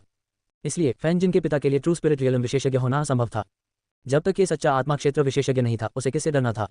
इसके अलावा वह उस दिन का बदला ले सकता था। अच्छा, चूंकि तुम दयालुता की सराहना करना नहीं जानते तो मुझे दोष मत दो। पिताजी, मैं उसे मारने जाऊंगा। उद्धरण चिन्ह। फैन जिन ने ठंडे स्वर में खर्राटे लिए। इतना अहंकारी, तुम सचमुच जीवन को मृत्यु से नहीं जानते। हालांकि फैन युआन को आश्चर्य हुआ कि ये हुआन को ओआंग मिंग द्वारा चुना जा सकता है। जब ये हुआन ने फैन यू को अपन कर दिया तो वह केवल मार्शल पद के शुरुआती 9वें चरण में था। केवल कुछ महीने ही बीते थे, इसलिए उन्हें विश्वास नहीं था कि ये हुआन कोई बड़ी लहर पैदा कर सकता है। उनके अनुमान के अनुसार ये हुआन मार्शल पद का अधिकतम 9वां चरण था। हालांकि उन्होंने फिर भी अचानक फैन जिन को पुकारा और एक स्प्लिटर तलवार फैन जिन को देते हुए कहा, एक जिन, यह एक स्प्लिटर तलवार आपको देर सवेर दी जाएगी। आज फैन यू का बदला लेने के लिए स्पिरिट आर्टिफैक्ट तलवार का उपयोग करें। ठीक है। फैन जिन ने तलवार ली। हालांकि वह फैन यू का बदला नहीं लेना चाहता था, लेकिन अगर उसने येहुआन को नहीं मारा तो उसे डर था कि उसे खत्म कर दिया जाएगा। इसलिए उसके और येहुआन के बीच उनमें से केवल एक ही रह सकता था। क्या आप वाकई मुझे मारना चाहते हैं, अपने पिता को नहीं? येहुआन ने फैन जिन की ओर देखा, उसके मुंह के कोने थोड़े ऊपर की ओर मुड़े हुए थे। कितने बड़े शब्द हैं, चूंकि तुम सचमुच मरना चाहते हो, मैं तुम्हारी इच्छा पूरी करूंगा। फैन जिन ने ठंड से चिल्लाया। उस दिन येहुआन ने अपने गार्ड को अपंग कर दिया। वह इसके बारे में भूलना चाहता था, लेकिन अब वह उस गार्ड का बदला लेना चाहता था। फैन युआन ने येहुआन की लापरवाह अभिव्यक्ति को देखा और हैरान रह गया। उसने तुरंत उसे याद दिलाया, आहजिन, किसी दुश्मन से निपटते समय आराम मत करो। हाँ पिता, फैन जिन ने सिर हिलाया, फिर हाथ में जल विभाजन तलवार लेकर येहुआन की ओर चले। येहुआन ने उसे धीरे धीरे मुस्कुराते हुए अपनी ओर बढ़ते हुए देखा। ये सोचकर मैं तुम्हारे साथ झगड़ा नहीं करना चाहता था, लेकिन चूंकि तुम वास्तव में मरना चाहते हो, मैं तुम्हारी इच्छा पूरी करूंगा। हुश, हवा में छेदा हुआ एक स्लैश। फैन जिन, जो मार्शल पद के 10वें क्षेत्र के प्रारंभिक चरण में थे और एक आध्यात्मिक हथियार की मदद से उनका हमला बहुत भयंकर था, पलक झपकते ही वह येहुआन के सामने था। यहाँ तक कि मार्शल पद के 9वें दायरे के शिखर पर एक मार्शल कलाकार भी केवल ये देख सकता था कि वह इस स्लैश से टकरा गया था। हालांकि येहुआन के सामने ये स्लैश बहुत धीमा था। हुश, येहुआन ने अपने शरीर को थोड़ा सा हिलाया और इस भयंकर स्लैश से बच गया। क्या? फैन जिन चौंक गया और उसने फिर से काटने के लिए अपना हाथ उठाया। ये स्लैश येहुआन के शरीर पर सटीक रूप से लगा, लेकिन आश्चर्यजनक रूप से यह उसके शरीर से होकर गुजरा। एक बात की छवि, इस बार फैन जिन को और भी ज्यादा झटका लगा। उसने जल्दी से देखा और बगल में येहुआन की आकृति देखी। इस समय येहुआन के हाथ में एक सुनहरा लंबा धनुष था। अचानक येहुआन का दाहिना हाथ ढीला हो गया और प्रकाश का एक तीर निकल गया। प्रकाश का ये तीर हवा में 9 भागों में विभाजित हो गया और प्रत्येक बिजली के बोल्ट की तरह था, जो एक पल में फैन जिन के शरीर में जा गिरा। उनमें से एक ने फैन जिन के दिल में छेद कर दिया और दूसरे ने उसके माथे में एक खूनी छेद खोल दिया। फैन जिन मर चुका था। उसने कभी नहीं सोचा था कि उसे एक पल में मार दिया जाएगा। इसके अलावा उनकी हत्या कैपिटल सिटी टूर्नामेंट में नहीं, बल्कि एक किशोर ने की थी जो उनसे 5 या 6 साल छोटा था। फैन जिन, जिसके हाथ में वाटर स्प्लिटर तलवार थी, एक लाश में बदल गया था और पीछे की ओर गिर रहा था। इस समय एक आकृति अचानक आगे बढ़ी और उसके हाथ से वाटर स्प्लिटर तलवार छीन ली। ये येहुआन था। आहजिन, अपने सदमे से उबरने के बाद फैन युआन गुस्से में चिल्लाया। उनके इकलौते बेटे को वास्तव में किसी ने मार डाला था। इस समय वह अपने नंगे हाथों से येहुआन की ओर दौड़ा। एक मेंटिस रथ को रोकने की कोशिश कर रहा है। येहुआन ने अपने दिल में ठंडक से खर्राटे लिए। एक बार फिर वह अपने पीछे एक छवि छोड़ गया और फैन युआन के सामने दौड़ पड़ा। धमाका, उसने फैन युआन की छाती पर थप्पड़ मारा और उसे उड़ा दिया। फिर उसने अपने हाथ में हथियार बदल दिया। हुश हुश हुश, प्रकाश की 9 किरणें चमकीं और फैन युआन को एक छलनी में गोली मार दी गई और एक पल में उसकी मृत्यु हो गई। भले ही उसके पास आध्यात्मिक हथियार तलवार थी, लेकिन येहुआन के लिए उसका कोई मुकाबला नहीं था। आखिरकार एक आध्यात्मिक हथियार तलवार केवल अपनी आक्रमण शक्ति को बढ़ा सकती थी, लेकिन उसकी गति नहीं। येहुआन की गति अकल्पनीय रूप से तेज थी। जब तक मार्शल पद के लेवल 10 के शिखर पर कोई मार्शल कलाकार 10वीं कक्षा की मार्शल आर्ट तकनीक या आध्यात्मिक मार्शल आर्ट तकनीक का उपयोग नहीं कर रहा था, तब तक वह ट्रू स्पिरिट क्षेत्र में एक मार्शल कलाकार भी हो सकता है। फैन युआन और फैन जिन की मृत्यु के बाद येहुआन ने भी कुछ समय तक उनके शवों की तलाशी ली, लेकिन उन्हें ज्यादा अच्छी चीजें नहीं मिली। फिर उसने उन दोनों को दफना दिया। अब उसका मिशन प्रतिद्वंद्वी मर चुका था, इसलिए वह जल्दी में नहीं था। वह साउथ फॉरेस्ट सिटी लौटने के लिए 20 दिनों से अधिक समय तक प्रतीक्षा कर सकता था, जब तक कि यह 1 महीने से अधिक न हो। इसके बाद वह इस पहाड़ पर रुका और ताकतवर वानर योद्धाओं का शिकार करता रहा। उनके शरीर में आध्यात्मिक शक्ति और भक्षण बिंदु भी बढ़ रहे थे। 20 दिन से अधिक समय बाद पहाड़ की चोटी पर टिड्डियों के पेड़ के नीचे एक युवक करवट लेकर लेटा हुआ था। ऐसा लग रहा था कि वह सो रहा है। ये युवक येहुआन था। पिछले लगभग 20 दिनों में वह कई बार इस पर्वत से गुजरा और सभी शक्तिशाली वज्रों को मार डाला। उसने उन्हें ध्यान से गिना। उनमें से कुल 563 थे। 563 शक्तिशाली वज्र। ये बहुत ही भयानक संख्या थी। यहाँ तक कि आध्यात्मिक हथियार तलवार के साथ मार्शल पद के 10वें स्तर के चरम पर एक मार्शल कलाकार भी 20 दिनों में ऐसा करने में सक्षम नहीं होगा, जब तक कि वह सच्चे आत्मा क्षेत्र में न हो। साथ ही इन 500 से अधिक शक्तिशाली वानर योद्धाओं ने येहुआन को बहुत सारे भक्षण बिंदु भी प्रदान किए। इस समय उसके भक्षण बिंदु 2000 के निशान को तोड़ चुके थे। इतना ही नहीं, उसका क्षेत्र मार्शल पद के 10वें स्तर के मध्य तक भी पहुंच गया था। वह मार्शल पद के 10वें स्तर के शिखर से केवल एक कदम दूर था। वास्तव में वह पहले से ही टूट सकता था, लेकिन अपनी ताकत को बनाए रखने के लिए उसने शक्तिशाली वानर योद्धाओं की कुछ लाशों को भक्षण स्थान में डाल दिया और अचानक भक्षण करने और फिर आगे बढ़ने के लिए समय की प्रतीक्षा की। अचानक येहुआन, जो टिड्डियों के पेड़ के नीचे आराम कर रहा था, ने अपनी आंखें खोली। उसने आराम से जम्हाई ली, अपनी कमर बढ़ाई और खुद से कहा, सुबह हो गई है, साउथ फॉरेस्ट सिटी लौटने का समय हो गया है। उसने अपना सामान साफ किया, खड़ा हुआ और फिर पहाड़ की तलहटी तक दौड़ पड़ा। इस पर्वत का वध उसके द्वारा किया गया था। न केवल शक्तिशाली वानर योद्धा, बल्कि कई अन्य राक्षस भी उसके द्वारा मारे गए थे। मुझे फिर जल्दी करनी होगी। जब येहुआन पहाड़ की तलहटी में आया तो उसने असहाय होकर अपना सिर हिलाया। जल्दी करना सबसे उबाऊ बात थी। इस समय उसे अचानक कुछ याद आया। ओह ठीक है, मेरे 2000 भक्षण बिंदु wind chasing leopard blood line या 100 फ्लावर ब्लड लाइन को मध्यवर्ती ब्लड लाइन में अपग्रेड करने के लिए पर्याप्त हैं। मुझे प्रयास करने दीजिए। येहुआन का दिल हिल गया। मेजबान वर्तमान में मध्य स्तरीय वंशावली के साथ जुड़ने में असमर्थ है। यदि आप इसके साथ जबरन फ्यूज करते हैं तो इससे आपका क्षेत्र गिर सकता है या आपका शरीर फट सकता है। क्या आप इसे खरीदना चाहते हैं? सिस्टम अधिसूचना सुनने के बाद येहुआन फिर से चौंक गया। वह पहले से ही मार्शल पद के 10वें चरण के मध्य चरण में था, लेकिन फिर भी वह मध्यम श्रेणी की वंशावली के साथ जुड़ने में असमर्थ था। क्या ऐसा हो सकता है कि उसे तब तक प्रतीक्षा करनी पड़े जब तक वह सच्चे आत्मा क्षेत्र में प्रवेश न कर जाए? न केवल wind seeking leopard blood line, बल्कि 100 फ्लावर्स ब्लड लाइन भी, इसलिए वह केवल हार मान सकता था। भूल जाओ, अगर मैं आदान प्रदान नहीं कर सकता तो मैं इसे अभी के लिए छोड़ दूंगा। आइए पहले साउथ फॉरेस्ट सिटी लौटें। येहुआन ने अपना सिर हिलाया और अपने मूल स्थान से गायब हो गया। अल्पविराम। कई दिनों के बाद येहुआन अंततः साउथ फॉरेस्ट सिटी लौट आए। उन्हें साउथ फॉरेस्ट सिटी छोड़े हुए केवल 27 दिन ही बीते थे। वह ओआंग मनु तक दौड़ा और ओआंग मिंग को पाया। मास्टर ओआंग, मैं वापस आ गया हूँ। ये हुआन ने माइटी किंग कांग के 10 सफ़ेद बाल और टोकन निकाले। ओआंग मिंग थोड़ा हैरान हुआ और उसने पूछा, आप इतनी देर से क्यों वापस आए? मेरे अनुमान के अनुसार आप इसे आधे महीने में पूरा कर सकते थे। उसने ये हुआन की गति पहले भी देखी थी, इसलिए उसने यह अनुमान लगाया। मैं कुछ परेशानी में पड़ गया, लेकिन मेरी भी आकस्मिक मुठभेड़ हुई, इसलिए मुझे थोड़ी देर हो गई। ये हुआन हंसे। सौभाग्य से फैंजिन, जो आपके ही मिशन पर थे, अभी तक वापस नहीं लौटे हैं, अन्यथा तुम्हें हटा दिया गया होता। रुको, तुम्हारा क्षेत्र। ओआंग मिंग अचानक खड़ा हुआ और ये हुआन की तरफ चला गया और बोला, तुम फिर से टूट गए। हाँ, इस बच्चे का आकस्मिक सामना हुआ और उसने कुछ अज्ञात फल खाए, इसलिए मैं टूट गया। ये हुआन को लापरवाही से एक और कारण मिल गया। तुम सचमुच भाग्यशाली हो बच्चे, लेकिन आप वास्तव में कुछ ऐसा खाने के लिए साहसी हैं जिसे आप नहीं जानते हैं। अगली बार सावधान रहें, जहर न खाएं। ओआंग मिंग ने अपनी आंखें घुमाईं। वह नहीं चाहता था कि ये हुआन आधे रास्ते में ही मर जाए। हाँ, धन्यवाद सर ओआंग, आपके मार्गदर्शन के लिए। ये हुआन ने सम्मानपूर्वक उत्तर दिया और मन ही मन सोचा, मैं जहर से प्रतिरक्षित हूँ। जब तक मुझे तुरंत जहर देकर नहीं मार दिया जाता, 100 फ्लावर्स ब्लडलाइन जहर को विषण कर सकती है। इसमें डरने की क्या बात है? ठीक है, आपने मिशन पूरा कर लिया है और एक स्लॉट प्राप्त कर लिया है। अगले महीने आप इंपीरियल कैपिटल तक मेरा पीछा करेंगे। इससे पहले मैं व्यक्तिगत रूप से आपका मार्गदर्शन करूंगा, ओआंग मिंग ने कहा। हाँ सर ओआंग, ये हुआन ने अचानक पूछा। ओह ठीक है सर ओआंग, क्या आपने अन्य 2 मिशन पूरे कर लिए हैं? ये सही है, डैंग यांग इसे पूरा करने वाले पहले व्यक्ति थे, उसके बाद भूली और अंत में शांग युक्सियांग थे। हालांकि भूली और शांग युक्सियांग को एक ही कार्य सौंपा गया था और आप आवंटित समय के भीतर लौट आए, इसलिए शांग युक्सियांग को हटा दिया गया, ओह यांग मिंग ने उत्तर दिया। ये हुआन ने चुपचाप सिर हिलाया। ऐसा लग रहा था कि 3 स्लॉट तय हो गए हैं। डैंग यांग, नानलिन काउंटी के दूसरे दर्जे के राजकुमार भूली और ये हुआन के बेटे। ये हुआन तुरंत चला गया। युवा होना अच्छा है, मेरिडियन निश्चित नहीं है और क्षमता का पूरी तरह से दोहन नहीं किया गया है। इसे तोड़ना बहुत आसान है। ओआंग मिंग ने आह भरी। एक मार्शल कलाकार के मेरिडियन केवल 25 वर्ष की आयु में तय किए जाएंगे। उसके बाद उनकी खेती की गति बहुत कम हो जाएगी। तब से उन्हें समय के संचय पर निर्भर रहना होगा। हालांकि ओआंग मिंग सच्चे आत्मा क्षेत्र में था, वह केवल प्रारंभिक चरण में था। वह अपनी क्षमताओं को जानता था और क्या वह अपने जीवन काल में सच्चे आत्मा क्षेत्र के शिखर तक पहुंच सकता है, यह अभी भी एक सवाल था। ये हुआन 16 साल की उम्र में 10वीं रैंक के मध्य चरण में थे। ओआंग मिंग ने अनुमान लगाया कि ये हुआन 1 या 2 वर्षों में सच्चे आत्मा क्षेत्र में प्रवेश करने में सक्षम होगा। इतने सारे लोग एक ही प्रतिभा के लिए क्यों लड़ेंगे? ऐसे पावरहाउस का पोषण करने में सक्षम होना एक बहुत ही संतोषजनक बात थी। इसके अलावा ओआंग मिंग ने ये हुआन को इंपीरियल कैपिटल टूर्नामेंट में भाग लेने की सिफारिश की। यदि ये हुआन टूर्नामेंट में बाहर खड़ा होता और अदालत के अधिकारियों या यहाँ तक कि सम्राट द्वारा चुना जाता, तो उसकी स्थिति भी बढ़ जाती। क्या होगा यदि ये हुआन भविष्य में राज्य के महान जनरल या शाही उपदेशक बन गए? अल्पविराम। अगले महीने में ओआंग मिंग ने व्यक्तिगत रूप से ये हुआन और अन्य 2 का मार्गदर्शन किया। डैंग यांग के पिता नानलिन काउंटी के दूसरे दर्जे के राजकुमार थे और नानलिन काउंटी के दूसरे दर्जे के राजकुमार मूल रूप से एक ट्रू स्पिरिट रियलम पावरहाउस थे, इसलिए डैंग यांग की शक्ल टेढ़ी मेढ़ी थी। ओआंग मिंग को डैंग यांग की परवाह नहीं थी, क्योंकि डैंग यांग को नानलिन काउंटी के दूसरे दर्जे के राजकुमार ने उसके लिए मजबूर किया था। ओआंग मिंग पर एक बार नानलिन काउंटी के दूसरे दर्जे के राजकुमार का एहसान था, इसलिए उन्होंने डैंग यांग को स्वीकार कर लिया। हालांकि ये हुआन और भूली ने इस 1 महीने को बहुत महत्व दिया। किसी को ये जानना होगा कि यह एक सच्चे आत्मा क्षेत्र का पावरहाउस था। कितने लोगों ने एक सच्चे आत्मा क्षेत्र पावरहाउस द्वारा निर्देशित होने का सपना देखा? भूवी की कई मार्शल आर्ट जिनसे वह बहुत परिचित नहीं थे, ओआंग मिंग के स्पष्टीकरण के बाद अचानक प्रबुद्ध हो गए। हालांकि ओआंग मिंग ने उन्हें कुछ भी महत्वपूर्ण नहीं दिया, उन्होंने उन्हें केवल मार्गदर्शन दिया। उसी समय उनका मार्गदर्शन करने की प्रक्रिया के दौरान डैंग यांग को ये हुआन की खेती के स्तर के बारे में भी पता चला। उसने तुरंत ये हुआन को एक डरावनी अभिव्यक्ति के साथ देखा जिसमें कुछ नफरत थी। दक्षिण वन के दूसरे दर्जे के राजकुमार का बेटा किसी और से हार गया। अगर यह खबर फैलती तो भारी हंगामा मच जाता। दक्षिण वन के दूसरे दर्जे के राजकुमार ने सच्चे आत्मा क्षेत्र में प्रवेश करने के बाद डैंग यांग को जन्म दिया। दूसरे शब्दों में, डैंग यांग का जन्म दूसरों की तुलना में अधिक मजबूत शरीर के साथ हुआ था। हालांकि ओआंग मिंग के साथ अपने रिश्ते के कारण डैंग यांग ने ये हुआन के साथ कुछ भी करने की हिम्मत नहीं की। उसने कभी कभार ही शत्रुता का अंश दिखाया। 1 महीने का समय बहुत जल्दी बीत गया। इस महीने में हालांकि ये हुआन की खेती का आधार नहीं बढ़ा, लेकिन उसकी युद्ध शक्ति में बहुत वृद्धि हुई। भूवी का मार्गदर्शन करने के अलावा ओआंग मिंग ने अपना अधिकांश समय ये हुआन पर बिताया। ये हुआन ओआंग मिंग का तुरुप का पत्ता था। ओआंग मिंग ने समय की गणना की और एक राक्षसी जानवर गाड़ी को बुलाया। वह ये हुआन और अन्य 2 को मिस्टिक सन इंपीरियल कैपिटल में ले आए। ये राक्षसी जानवर आयरन आर्मर्ड बुल था, जो रैंक 10 राक्षसी जानवर था। केवल ओआंग मिंग, जो सच्चे आत्मा क्षेत्र में था, ऐसे राक्षसी जानवर को वश में कर सकता था। हालांकि रैंक 10 राक्षसी जानवर को भी शाही राजधानी तक पहुंचने के लिए 10 दिनों की आवश्यकता होगी। जाने से पहले ओआंग मिंग ने ये हुआन और अन्य 2 को कुछ जानकारी दी।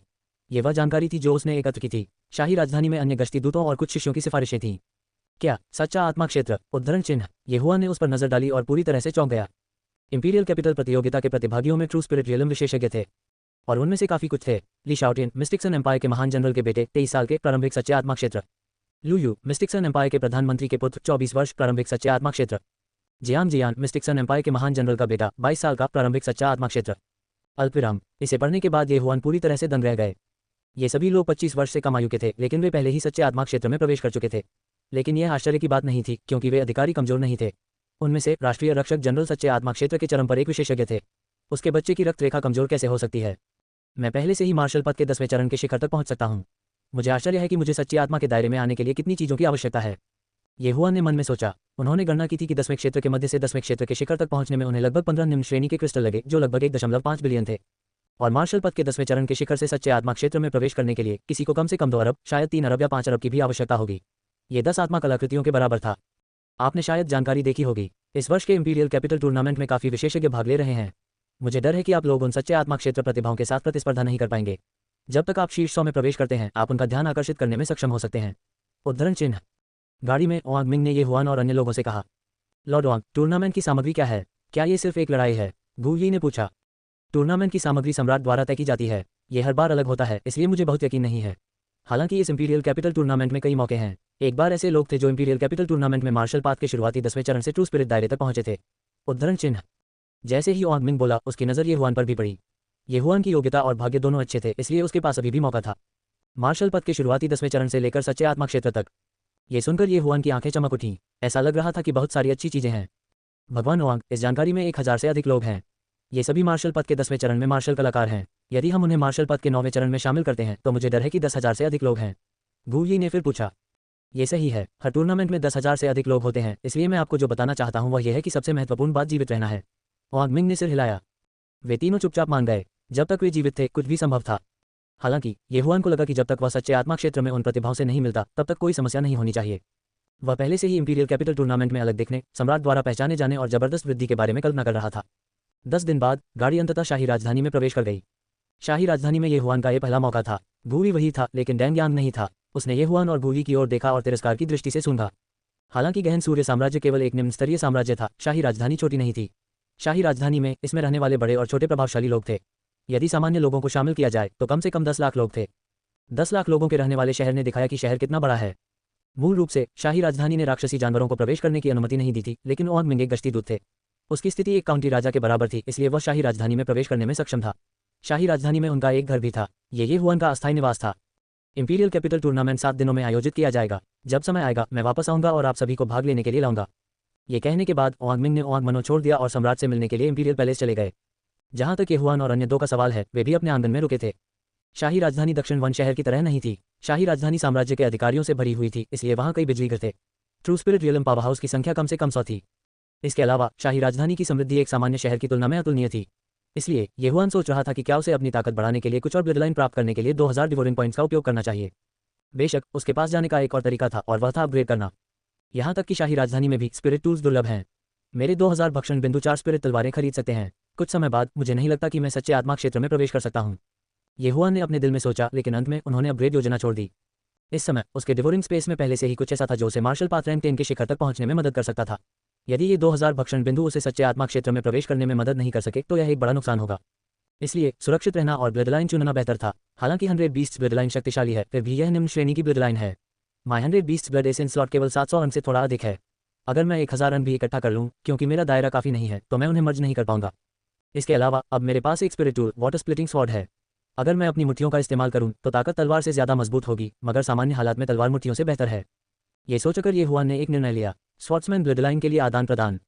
डिंग, स्वॉर्ड्समैन ब्लडलाइन का आदान प्रदान सफल रहा। क्या आप विलय करना चाहते हैं? हाँ, स्वॉर्ड्समैन ब्लडलाइन 300 भक्षण बिंदुओं के लायक थी। ये तलवार प्रकार की मार्शल आर्ट की समझ और शक्ति को बढ़ा सकता है। हालांकि स्वॉर्ड्समैन ब्लडलाइन केवल एक निम्न श्रेणी की ब्लडलाइन थी, इसे मध्य श्रेणी की स्वॉर्ड्समैन ब्लडलाइन, एक उच्च श्रेणी की तलवार सम्राट ब्लडलाइन, एक शीर्ष श्रेणी की तलवार सेंट ब्लडलाइन और एक गॉड ब्रेव तलवार देवता ब्लडलाइन में अपग्रेड किया जा सकता था। कुछ निम्न श्रेणी की ब्लडलाइन का उपयोग केवल एक बार किया जा सकता था और उन्हें अपग्रेड नहीं किया जा सकता था। इसलिए ये हुआन आमतौर पर उन ब्लडलाइन का चयन करेंगे जिन्हें बर्बाद होने से बचाने के लिए अपग्रेड किया जा सकता है। स्वॉर्ड्समैन ब्लडलाइन के साथ सफलतापूर्वक जुड़ गया। स्वॉर्ड्समैन ब्लडलाइन के साथ जुड़ने के बाद ये हुआन को भी थोड़ा बदलाव महसूस हुआ। उसने जल विभाजन तलवार को अपने हाथ में ऐसे पकड़ रखा था मानो वह जल विभाजन तलवार के साथ एक हो गया हो। शियू, ये हुआन ने अचानक अपना हाथ उठाया और बाहर निकल गया। ये शैटरिंग क्लाउड संप्रदाय की रैंक 9 मार्शल आर्ट थी।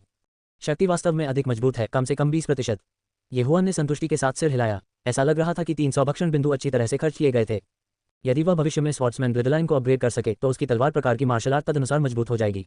वह रैंक 9 मार्शल आर्ट को रैंक 10 मार्शल आर्ट में अपग्रेड करने में भी सक्षम हो सकता है। इस समय ये हुआन के दिमाग में एक सिस्टम अधिसूचना सुनाई दी। डिंग, मेजबान स्वॉर्ड्समैन ब्लडलाइन के साथ सफलतापूर्वक जुड़ गया है। मेजबान अब एक मार्शल आर्ट खरीद सकता है जो इसके साथ आता है, एज्योर लोड स्वॉर्ड कोडेक्स। ओह, ये सुनकर ये हुआन थोड़ा हैरान रह गया। भक्षण प्रणाली में बेची जाने वाली वस्तुएं बहुत विशिष्ट नहीं थीं। उदाहरण के लिए 100 फूल रक्त रेखा। इससे पहले कि ये हुआन ने स्वॉर्ड्समैन ब्लडलाइन खरीदी, उन्हें नहीं पता था कि इसके साथ एक मार्शल आर्ट भी आया था। हालांकि जब उन्होंने एज्योर लोड स्वॉर्ड कोडेक्स की कीमत देखी तो वह दंग रह गए। एजियोर लोड स्वॉर्ड कोडेक्स एक आध्यात्मिक स्तर की मार्शल आर्ट जिसे स्वॉर्ड्समैन ब्लडलाइन के साथ जुड़ने के बाद खरीदा जा सकता है। इसमें 500 भक्षण बिंदु खर्च होते हैं। लानत है, एक आध्यात्मिक स्तर की मार्शल आर्ट। ये हुआन हैरान था। अब जब वह रैंक 10 मार्शल पद पर पहुंच गया था तो वह पहले से ही आध्यात्मिक स्तर की मार्शल आर्ट खरीद सकता था। हालांकि भक्षण प्रणाली में आध्यात्मिक स्तर की मार्शल आर्ट काफी महंगी थी। इसकी लागत 1000 अंक से अधिक थी, इसलिए ये हुआन ने इसे सहन किया। उन्हें उम्मीद नहीं थी कि स्वॉर्ड्समैन ब्लडलाइन के साथ जुड़ने के बाद वह छूट पर आध्यात्मिक स्तर की मार्शल आर्ट खरीद सकेंगे। खरीदना, बिना सोचे समझे ये हुआन ने इसे खरीदने का फैसला किया। भक्षण प्रणाली से 500 अंक काटने के बाद ये हुआन के दिमाग में प्रकाश की एक आकृति दिखाई दी। चमकती आकृति ने पहले एजियोर लोड स्वॉर्ड कोडेक्स में चालों का अभ्यास किया और फिर तलवार कोडेक्स में मार्शल आर्ट का अभ्यास किया। ग्रीन लोड्स तलवार तकनीक, माइरी आर्ट फूल तलवार, लोड्स कवच। ग्रीन लोड स्टेप्स, ये हुआन के पास एक तलवारबाज का वंश था, इसलिए उसने इसे लगभग तुरंत ही सीख लिया। लेकिन वास्तविक दुनिया में 1 सेकंड भी नहीं बीता था। Oh my, spirit level martial arts बहुत शक्तिशाली हैं। इस एजियोर लोड स्वॉर्ड कोडेक्स में खेती के तरीके, मार्शल कौशल, चपलता मार्शल आर्ट और दुर्लभ सुरक्षात्मक मार्शल आर्ट शामिल हैं। इसने न केवल मेरी युद्ध क्षमता को बढ़ाया है बल्कि इससे मेरी उत्तरजीविता भी बढ़ी है। ये हुआन बहुत खुश हुआ। ग्रीन लोड स्वॉर्ड आर्ट्स एक खेती तकनीक थी, लेकिन ये सामान्य तकनीकों से अलग थी। उसे चालों का पालन करने की आवश्यकता थी। अभ्यास करते समय वह लगातार स्वर्ग और पृथ्वी के युआन क्यूई को अवशोषित करते थे और इसे आध्यात्मिक शक्ति में परिवर्तित करते थे। ये हुआन स्तर बढ़ाने के लिए खाने पर निर्भर थे, इसलिए ग्रीन लोड्स तलवार कला खेती के लिए बहुत उपयोगी नहीं थी। लेकिन 100 फ्लावर ब्लडलाइन के साथ यह आध्यात्मिक शक्ति को पुनः प्राप्त करने के लिए बहुत प्रभावी था। असंख्य फूल तलवार के लिए यह और भी शक्तिशाली था। जब तलवार से वार किया गया तो वह तुरंत दुश्मन पर हमला करने के लिए 18 ब्लेडों में विभाजित हो सकती थी। दूसरे स्तर पर 36 ब्लेड थे और तीसरे स्तर पर 72 ब्लेड थे। ये हुआन के पास एक तलवारबाज की वंशावली थी, इसलिए उसने सीधे दूसरे स्तर तक अभ्यास किया, जिसका मतलब था कि वह एक तलवार से 36 ब्लेडों को मार सकता था। लोड्स आर्मर के लिए यह एक सुरक्षात्मक मार्शल आर्ट था। यह दुश्मन के हमले को रोकने के लिए कमल बनाने के लिए आध्यात्मिक शक्ति का उपयोग कर सकता है। ग्रीन लोड स्टेप्स के लिए यह एक आंदोलन मार्शल आर्ट था। हालांकि यह बहुत तेज था। प्रत्येक चरण के साथ कमल की उपस्थिति ने ये हुआन को महसूस कराया कि यह थोड़ा स्ट्रैंड था। अगर मुझे पता होता कि किसी तलवारबाज की वंशावली इतनी अच्छी है तो मैंने इसे बहुत पहले ही खरीद लिया होता। इन 4 मार्शल आर्ट को एक साथ जोड़ने पर संभवतः कुछ 1000 भक्षण अंक खर्च होंगे। उद्धरण चिन्ह। ये हुआन बहुत असहाय महसूस कर रहा था, लेकिन इससे कोई फर्क नहीं पड़ा। क्या उसने इसे अब नहीं खरीदा? ब्लडलाइन के लाभों के बारे में जानने के बाद ये हुआन ने एक और ब्लडलाइन खरीदी। धनु रक्त रेखा। ये धनु रक्त रेखा न केवल किसी की दृष्टि में सुधार कर सकती है बल्कि तीरंदाजी मार्शल आर्ट की आक्रमण शक्ति और धारणा को भी बढ़ा सकती है। ये 200 भक्षण बिंदुओं के लायक था। सबसे महत्वपूर्ण बात यह है कि यह वास्तव में आध्यात्मिक स्तर की मार्शल आर्ट के एक सेट के साथ आया था। हालांकि आध्यात्मिक स्तर की मार्शल आर्ट के इस सेट की लागत केवल 200 डिवोरिंग पॉइंट थी और इसमें केवल एक चाल थी जिसे शार्पशूटर कहा जाता था। शार्पशूटर मजबूत भेदन शक्ति वाली एक मार्शल आर्ट थी। यदि इसे आध्यात्मिक हथियार के साथ जोड़ा जाता तो यह 1500 मीटर दूर किसी लक्ष्य को आसानी से भेद सकता था। आप जो भुगतान करते हैं वह आपको मिलता है। आध्यात्मिक स्तर की मार्शल आर्ट का एक सेट खरीदने के लिए 200 भक्षण अंक को लाभ माना गया। अब जब यहुआन के पास लंबी दूरी और करीबी युद्ध दोनों क्षमताएं थीं, तो उनका मानना था कि वह निश्चित रूप से इंपीरियल कैपिटल टूर्नामेंट में चमकेंगे और सम्राट द्वारा एक भ्रष्ट अधिकारी के रूप में पहचाने जाएंगे। इन 7 दिनों के दौरान यहुआन आज्ञाकारी रूप से ओआंग मनों में रहे। उसने अभी अभी असंख्य फूलों की तलवार सीखी थी और उसे केवल दूसरी परत तक ही प्रशिक्षित किया था, इसलिए वह उसे तीसरी परत तक प्रशिक्षित करना चाहता था। दूसरी परत में प्रकाश की 36 किरणें थीं, जबकि तीसरी परत में 72 किरणें थीं। ये 2 गुना ऊंचा था। एक बार असंख्य फूल तलवार की तीसरी परत का उपयोग किया गया था, एक मार्शल कलाकार निश्चित रूप से इसके खिलाफ बचाव करने में सक्षम नहीं होगा। यहाँ तक कि एक सच्चे आत्मा क्षेत्र विशेषज्ञ को भी पीछे हटना होगा। 7 दिनों के बाद ओआंग मिंग उम्मीद के मुताबिक वापस आ गया। उसी समय यहुआन जाने के लिए तैयार था। ओआंग मिंग के वापस आने के बाद वह यहुआन और अन्य 2 के साथ चला गया और सीधे इंपीरियल पैलेस चला गया। आज इंपीरियल कैपिटल टूर्नामेंट का दिन था। पूरा शहर हंगामे में था। यह शाही राजकुमारी की शादी से कहीं अधिक जीवन थी।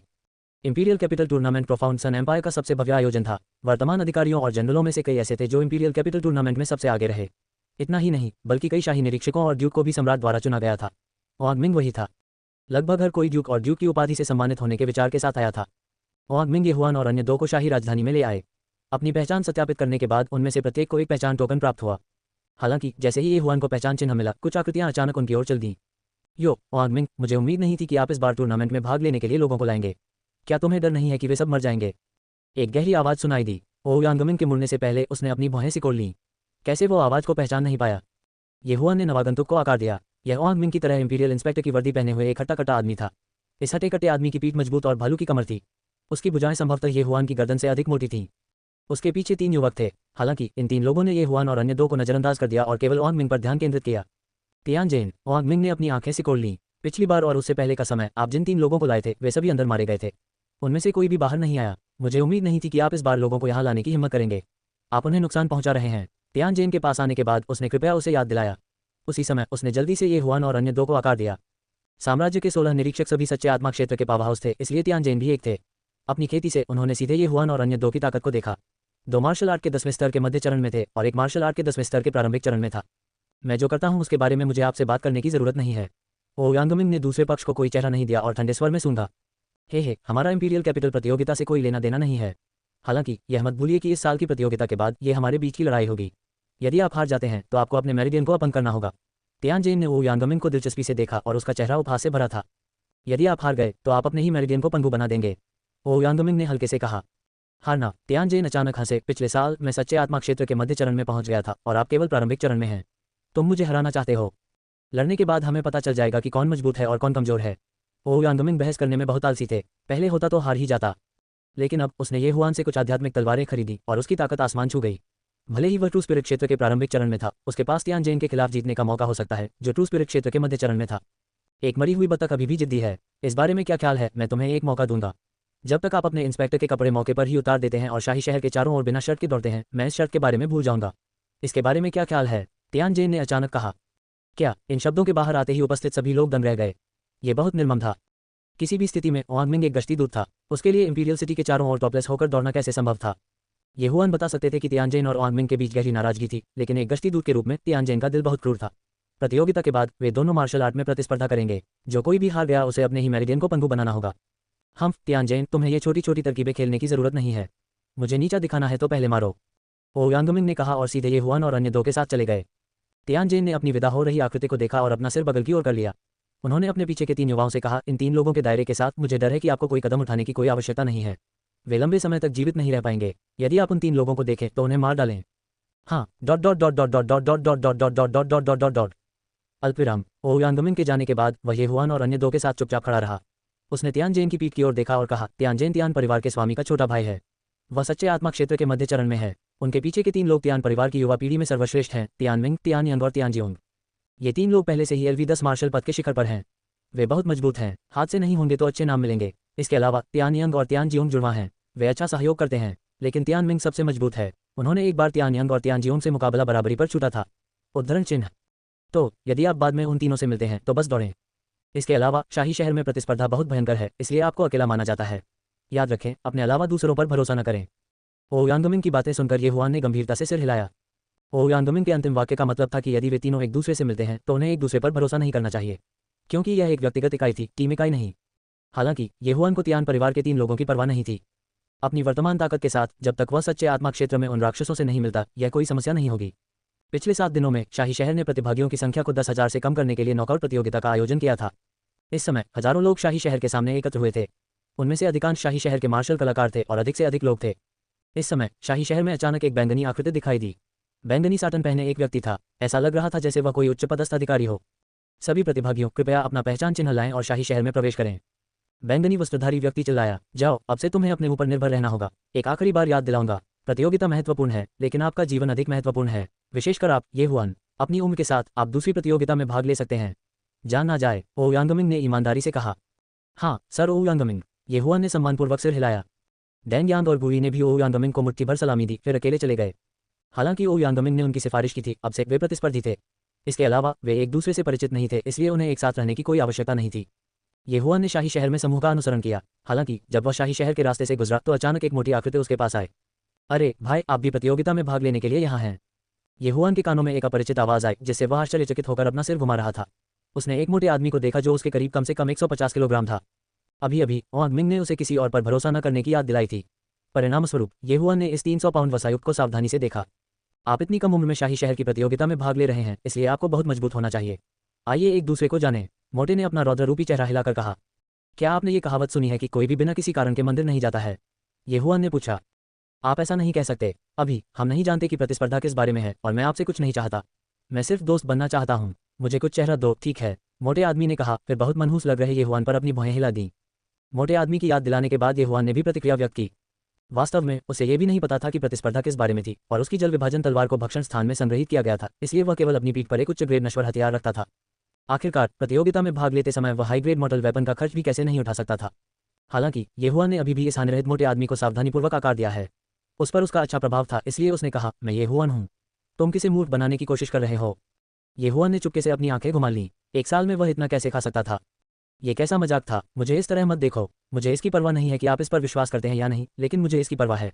झाओ पैन ने अपनी छाती पर चर्बी थपथपाई और कहा, डरो मत, मैं अभी भी काफी मजबूत हूँ। समय आने पर मैं आपकी रक्षा करूंगा। ये सुनकर ये हुआन को एहसास हुआ कि वह झाओ पैन की आभा को महसूस नहीं कर सकता। ऐसा लग रहा था कि झाओ पैन कम से कम 10वें चरण के मध्य में था, या 10वें चरण के शिखर पर भी था। हालांकि झाओ पैन की काया के कारण येहुआन अपनी उम्र नहीं बता सका। हालांकि येहुआन आश्चर्यचकित था कि झाओ पैन, जिसका वजन 300 पाउंड से अधिक था, ने एक बड़ा मोटा भान का वस्त्र पहना हुआ था। उन्हें लग रहा था कि झाओ पैन कोई ऐसा व्यक्ति नहीं है जिसके साथ खिलवाड़ किया जाए। ठीक इसी समय वाह, झाओ पैन का मुंह अचानक खुल गया। येहुआन ने उसकी नज़र का पीछा किया और शहर की दीवार पर एक विशाल दर्पण लटका हुआ देखा। या इस बार कैपिटल प्रतियोगिता वास्तव में भूल भुलैया दर्पण में आयोजित होने जा रही है। झाओ पैन सदमे में चिल्लाया, भूल भुलैया दर्पण क्या है? येहुआन ने अपना सिर घुमाया और आश्चर्य से पूछा। ये पहली बार था जब उसने इस नाम के बारे में सुना था। आप समझ नहीं रहे, मैं फेड्रो का जन्म और पालन पोषण शाही राजधानी में हुआ था। मैं बहुत कुछ जानता हूँ। झाओ पैन ने आत्मसंतुष्टता से बोलना शुरू किया। ये भूल भुलैया शून्य दर्पण गहन सूर्य शाही परिवार का एक बड़ा खजाना है। ये पहाड़ों, पानी और यहाँ तक कि हेवन अर्थ युआन क्यूई के साथ एक स्थान होने का दावा करता है जो बाहरी दुनिया की तुलना में बहुत अधिक प्रचुर मात्रा में है। इसके अलावा कई स्वर्गीय खजाने भी हैं। उनकी आवाज़ तेज नहीं थी, लेकिन इसने आसपास के कई लोगों का ध्यान आकर्षित किया। वे सब चारों ओर इकट्ठे हो गए। अपनी खुद की एक जगह, वह कैसे संभव है? ये तो बस एक विशाल दर्पण है। कुछ लोगों को विश्वास नहीं हुआ। झाओ पैन ने उन्हें तिरस्कार की दृष्टि से देखा और कहा, अज्ञानी, मैंने पहले भी कहा है, ये भूल भुलैया दर्पण एक खजाना है। यह एक आध्यात्मिक हथियार है और यह कोई सामान्य आध्यात्मिक हथियार नहीं है। यह अतीत में पूंजी प्रतियोगिता में दिखाई दिया था। उस समय हजारों लोग सार्वजनिक रूप से प्रवेश करते थे। क्या आपको लगता है कि यह नकली है? उद्धरण चिन्ह। मैंने भी इसके बारे में सुना है। ऐसा कहा जाता है कि शाही परिवार के सभी सदस्य वहां खेती करते हैं। पक्ष में किसी ने दोहराया। क्या आपने कॉस्मोस रिंग के बारे में सुना है? एक कॉस्मोस रिंग जो कुछ भी स्टोर कर सकती है। ये भ्रम के इस दर्पण के समान है। दुनिया विशाल है और कई अजीब चीजें हैं। यदि आपने इसके बारे में नहीं सुना है तो इसका मतलब केवल ये हो सकता है कि आप अज्ञानी हैं। इसके अलावा कॉस्मोस रिंग जीवित चीजों को संग्रहित नहीं कर सकता है, लेकिन ये रहस्यमय शून्य दर्पण कर सकता है। झाओ पैन ने अहंकारपूर्वक कहा। यह कल्पना करना कठिन था कि मोटे बांध वाला मोटा आदमी इतना कुछ जानता होगा। फैटी ब्रो, मुझे और बताओ। बगल में किसी ने उस पर विश्वास किया और जल्दी से कहा। वे सभी प्रतियोगिता में भाग लेने के लिए यहाँ आए थे, इसलिए इसे सुनने के बाद यह उपयोगी हो सकता है। ये रहस्यमय दर्पण बहुत प्रभावशाली है। यह न केवल 1000 लोगों को पकड़ सकता है, बल्कि यह प्रतिबिंबित भी कर सकता है कि दर्पण के अंदर क्या हो रहा है। यदि मेरा अनुमान सही है तो दूसरों के देखने के लिए इंपीरियल सिटी के बाहर 36 माध्यमिक दर्पण लटके होंगे। इन 36 दर्पणों को राज परिवार के विशेषज्ञों द्वारा नियंत्रित किया जाता है। यदि दर्पणों के भीतर लड़ाई छिड़ जाती है तो बाहर के लोग भी इसे देख पाएंगे। झाओ पैन ने आगे कहा। क्या इसका मतलब यह है कि दर्पण के अंदर किसी को मारना दूसरों को दिखाई देगा? किसी ने पूछा। आपको इसके बारे में चिंता करने की जरूरत नहीं है। केवल 36 माध्यमिक दर्पण हैं और हजारों प्रतिभागी हैं। जरूरी नहीं कि यह संयोग हो कि वे इसे देखेंगे। इसके अलावा यदि आप प्रमुख कुलों के उन वंशजों को मार सकते हैं तो आप एक शक्तिशाली व्यक्ति का ध्यान आकर्षित करने में सक्षम हो सकते हैं। डरने की क्या बात है? उद्धरण चिन्ह। जब झाओ पैन के शब्द गिरे तो आसपास के लोगों को भी लगा कि यह उचित है और उन्होंने सहमति में सिर हिलाया। ये लोग भी उसकी बातों पर मोहित हो गए थे, इसलिए वे ध्यान से सुनते थे। अचानक झाओ पैन ने हंसते हुए पूछा, क्या आप जानते हैं कि इंपीरियल सिटी टूर्नामेंट का सबसे रोमांचक कार्यक्रम कब था? किनारे के लोगों ने सिर हिला दिया। भले ही वे इंपीरियल सिटी के आसपास रहते थे, फिर भी वे इंपीरियल सिटी टूर्नामेंट के बारे में ज़्यादा नहीं जानते थे। इंपीरियल सिटी टूर्नामेंट का सबसे भव्य आयोजन 8 साल पहले हुआ था। उस समय रहस्यमय शून्य दर्पण में कुल 10,000 लोग प्रवेश कर गए थे।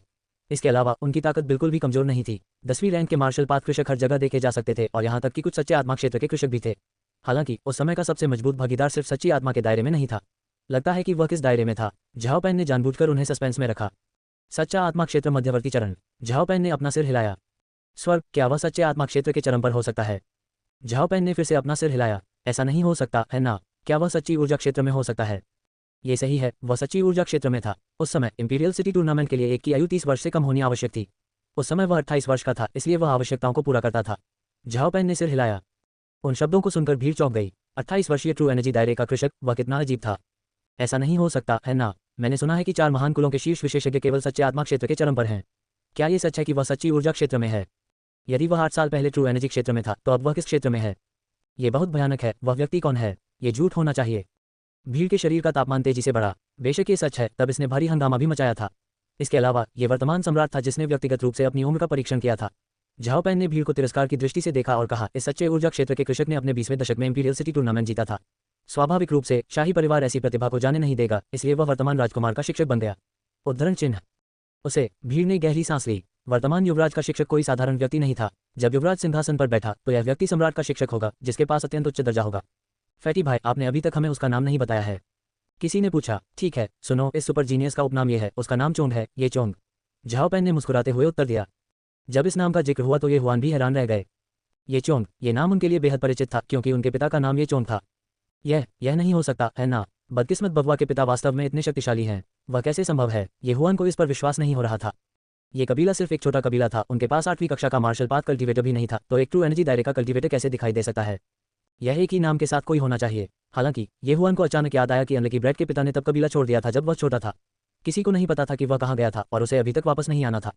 ऐसा लगता है कि ये कबीले के पास उनकी रक्षा करने वाला एक सुपर विशेषज्ञ है। क्या ऐसा हो सकता है कि ये चोंग बदकिस्मत लड़के का पिता हो? उसके जाने के बाद उसने गुप्त रूप से ये कबीले की रक्षा के लिए एक विशेषज्ञ भेजा। उद्धरण चिन्ह। येहुआन बहुत भ्रमित था, इसलिए उसने तुरंत पूछा, फैटी भाई, क्या ये शाही शहर में अब सुपर जीनियस है? झाओ पैन ने फीकी मुस्कान के साथ येहुआन की ओर देखा और अपना सिर हिलाया। नहीं, ये सुपर जीनियस कुछ समय के लिए शाही शहर में रहा, फिर प्रशिक्षण के लिए बाहर चला गया। वह अभी तक वापस नहीं लौटा है। फिर से प्रशिक्षण लेने निकले। येहुआन के दिल में कई संदेह थे, लेकिन इस समय उसके सामने बड़ा समूह अचानक रुक गया। येहुआन अपने आश्चर्य से बाहर निकला और आश्चर्य से उसके सामने देखा। क्या ऐसा हो सकता है कि वे वास्तव में इसे रहस्यमय दर्पण में कर रहे हों?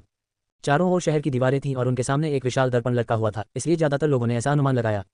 पीछे अभी भी लोग आ रहे थे, इसलिए झाओ पैन ने फिर पूछा, वैसे येहुआन, तुम स्थानीय नहीं दिखते, आप कहाँ से हैं?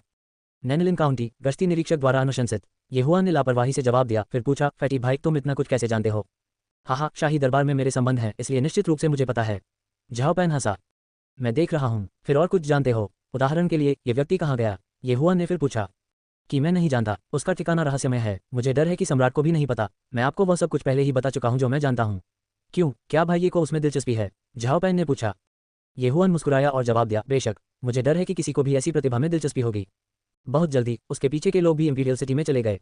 आखिरी व्यक्ति के प्रवेश करने के बाद पीछे का शहर का गेट भी गड़गड़ाहट के साथ बंद हो गया। हर कोई, इंपीरियल कैपिटल टूर्नामेंट शुरू होने वाला है।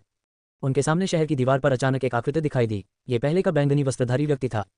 एक पल में नीचे के लोगों ने आज्ञाकारी रूप से अपना मुंह बंद कर लिया और पूरी भीड़ चुप हो गई। ये देखकर बैंगनी वस्त्रधारी व्यक्ति ने संतुष्टि में सिर हिलाया और कहा, मुझे यकीन है कि सभी को उनकी पहचान के टोकन प्राप्त हुए हैं। इसके बाद मैं इंपीरियल कैपिटल टूर्नामेंट के नियमों की व्याख्या करूंगा। पहले दौर में आप इंपीरियल कैपिटल के गुप्त खजाने मिस्टिफाइंग मिरर में प्रवेश करेंगे। इस दौर का मुख्य बिंदु अंक एकत्र करना है। जिस क्षण से आपको अपना पहचान टोकन प्राप्त होगा, आपके पास अंक होंगे। मार्शल पद का प्रारंभिक 9वां स्तर 1 अंक होगा, मध्य 9वां स्तर 10 अंक होगा, शिखर 9वां स्तर 100 अंक होगा, इत्यादि। इंपीरियल कैपिटल टूर्नामेंट को अंकों के अनुसार स्थान दिया गया है। इसके अलावा शीर्ष 100 अंकों को खजाने के लिए बदला जा सकता है। एक अंक 10 टन सोने के बराबर है। ये सुनकर वहां मौजूद करीब 10,000 लोग हक्के बक्के रह गए। एक अंक 10 टन सोने के बराबर था। यदि ऐसा होता तो क्या मार्शल पद के 10वें चरण के चरम पर उन मार्शल कलाकारों के पास शुरुआत में 100,000 अंक नहीं होते? यह 1,000,000 सोने की तेज है, जो 100 डिवोट पॉइंट के बराबर है। ये जानना होगा कि 10 लाख टन सोना निम्न श्रेणी के क्रिस्टल पत्थर के एक टुकड़े के बराबर था। यदि वह 2 और टुकड़े इकट्ठा कर ले तो वह एक स्पिरिट हथियार खरीद सकेगा। सीधे शब्दों में कहें तो true spirit real martial artist के शुरुआती बिंदु इंटरस्पेशियल रिंग के बराबर थे। हुआ, पूरी भीड़ कोहराम मच गया। हालांकि अभी भी एक शर्त थी, और वह ये थी कि किसी को शीर्ष 100 में स्थान दिया जाना था, अन्यथा कोई भी इसके बदले में सक्षम नहीं होगा। टॉप 100 में आना काफी मुश्किल था। यदि वे अभी रैंक करते तो शीर्ष 100 कम से कम 10वें चरण के मध्य में होते।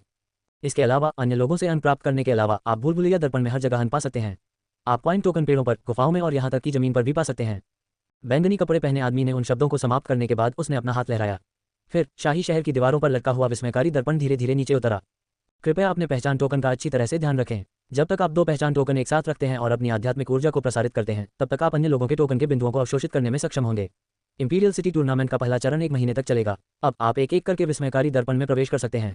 उद्धरण चिन्ह। जब बैंगनी वस्त्रधारी व्यक्ति ने बोलना समाप्त किया तो विस्मयकारी दर्पण पहले ही जमीन पर उतर चुका था। यह विस्मयकारी दर्पण 3 मीटर लंबा था। फिर इंपीरियल सिटी टूर्नामेंट के प्रतिभागियों ने व्यवस्थित तरीके से विस्मयकारी दर्पण में प्रवेश किया। ये सचमुच अद्भुत है, मैं वास्तव में दर्पण में प्रवेश कर सकता हूँ। येहुआन ने अपने सामने मौजूद आकृतियों को एक एक करके गायब होते हुए देखा। वो दिल में आहें भर के रह न सका। विस्मयकारी दर्पण के पीछे इंपीरियल सिटी की दीवार थी। वह सचमुच दर्पण में प्रवेश कर रहा था। प्रतिभागियों ने एक एक करके विस्मयकारी दर्पण में प्रवेश किया। जल्द ही येहुआन की बारी थी। विस्मयकारी दर्पण में प्रवेश करने के बाद हर कोई तितर बितर हो जाएगा। तो भाइये, आपको सावधान रहना होगा। झाओ पैन ने येहुआन को अपने पीछे याद दिलाया। येहुआन ने सिर हिलाया और विस्मयकारी दर्पण में प्रवेश किया। येहुआन को अपने सामने गायब होते देख झाओ पैन की आंखें कई बार टिमटिमाती थीं। फिर वह विस्मयकारी दर्पण में प्रवेश कर गया। अल्पविराम। विस्मयकारी दर्पण में प्रवेश करने के बाद येहुआन ने चारों ओर देखा और महसूस किया कि वह एक जंगल में था। आसपास एक भी जीवित वस्तु नहीं थी। हजारों लोग गायब भी हो गए थे। अद्भुत, ये वास्तव में एक खजाना है। स्वर्ग और पृथ्वी की उत्पत्ति की हुई बहुत प्रचुर मात्रा में है। यहाँ एक दिन खेती करना बाहर 10 दिन खेती करने के बराबर है। मैंने सुना है कि शाही परिवार के सदस्य भी यहाँ खेती करते हैं।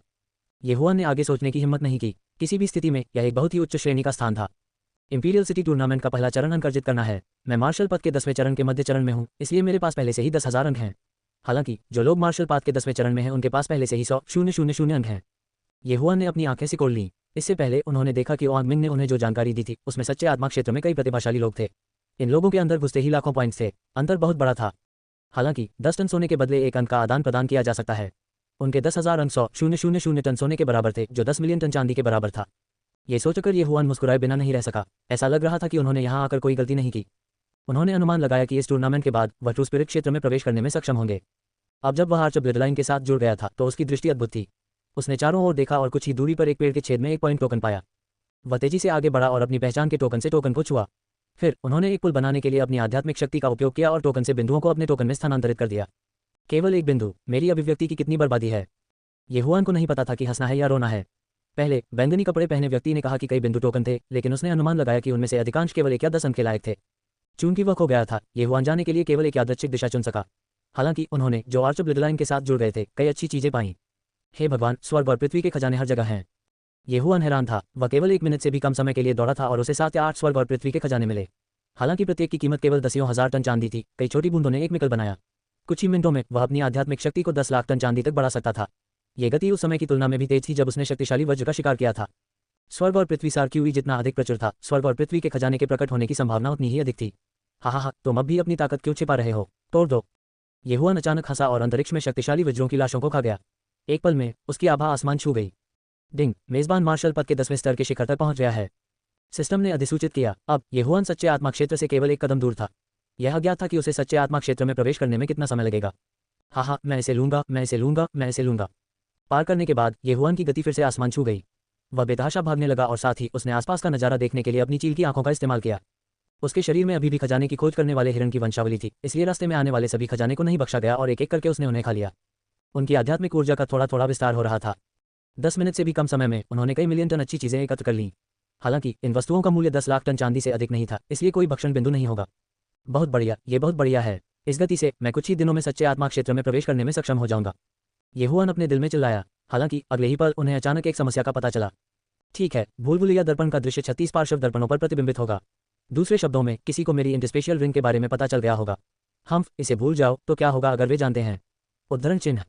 अब येहुआन को इससे बिल्कुल भी डर नहीं था। एक इंडस्पेशियल रिंग का मूल्य केवल 10 निम्न श्रेणी के क्रिस्टल था और वह एक खरीद सकता था जब तक कि उसने मार्शल पद के 10वें स्तर के चरम पर 10 मार्शल कलाकारों को मार डाला। जब तक वह सच्चे आत्मा क्षेत्र में प्रवेश करता रहेगा, उसे उकसाने का साहस कौन करेगा? हालांकि भूल-भुलैया दर्पण में प्रवेश करने के 30 मिनट बाद अंततः उनका सामना एक प्रतिभागी से हुआ। वहीं इस प्रतिभागी की नजर उस पर भी पड़ी। ये वो शख्स था जिसकी उम्र करीब 20 साल थी। येहुआन ने अपनी आंखें सिकोड़ लीं और इस व्यक्ति का आकार बड़ा कर दिया। उन्होंने अनुमान लगाया कि मार्शल पद के 10वें स्तर पर यह व्यक्ति अधिक से अधिक एक मार्शल कलाकार था। इतना छोटा बच्चा, ऐसा लगता है कि वह बहुत मजबूत नहीं है। इस मार्शल कलाकार ने येहुआन के थोड़े युवा चेहरे को देखा और कुछ नहीं कहा। उसने एक कदम आगे बढ़ाया और येहुआन को मारना चाहा। ब्रेट, आपके कबीले के बुजुर्ग वास्तव में बिल्कुल भी चिंतित नहीं हैं। उन्होंने वास्तव में आपको इंपीरियल कैपिटल प्रतियोगिता में भाग लेने की अनुमति दी। नरक में जाओ। मार्शल कलाकार ने अपनी तलवार निकाली और येहुआन के गले की ओर वार किया। लेकिन ठीक इसी समय येहुआन की आभा अचानक बढ़ गई और चरम 10वें चरण के मार्शल पद की आध्यात्मिक ऊर्जा बाहर निकल गई। क्या? मार्शल कलाकार की आंखें चौड़ी हो गईं। उसे उम्मीद नहीं थी कि उसका सामना दूसरी रैंक के मास्टर से होगा। इंपीरियल कैपिटल ग्रेड प्रतियोगिता के प्रतिभागियों को कई स्तरों में विभाजित किया गया था। पहला स्तर वह अभिजात वर्ग था जिसने मार्शल पद छोड़ दिया था, जो ट्रू स्पिरिट स्टेज था। दूसरा स्तर मार्शल पद के 10वें चरण का शिखर था और उनमें से लगभग 100 थे। और वह बस एक से मिलने के लिए हुआ। स्विश, हवा के झोंके के साथ मार्शल आर्टिस्ट की आंखें चौड़ी हो गईं जब उसने येहुआन को अचानक एक लंबी तलवार बनाते और उसकी छाती में वार करते देखा। यह असंभव है, मार्शल कलाकार ने मन में सोचा। ये पता चला कि येहुआन न केवल LV10 के चरम पर था, बल्कि उसके पास एक इंडस्पेशियल रिंग और एक आध्यात्मिक हथियार भी था। ऐसे व्यक्ति की असाधारण हैसियत तो होगी ही, उसे उकसाने के लिए यह एक बुद्धिमान विकल्प नहीं था। लेकिन मार्शल कलाकार को पछतावा होने में बहुत देर हो चुकी थी।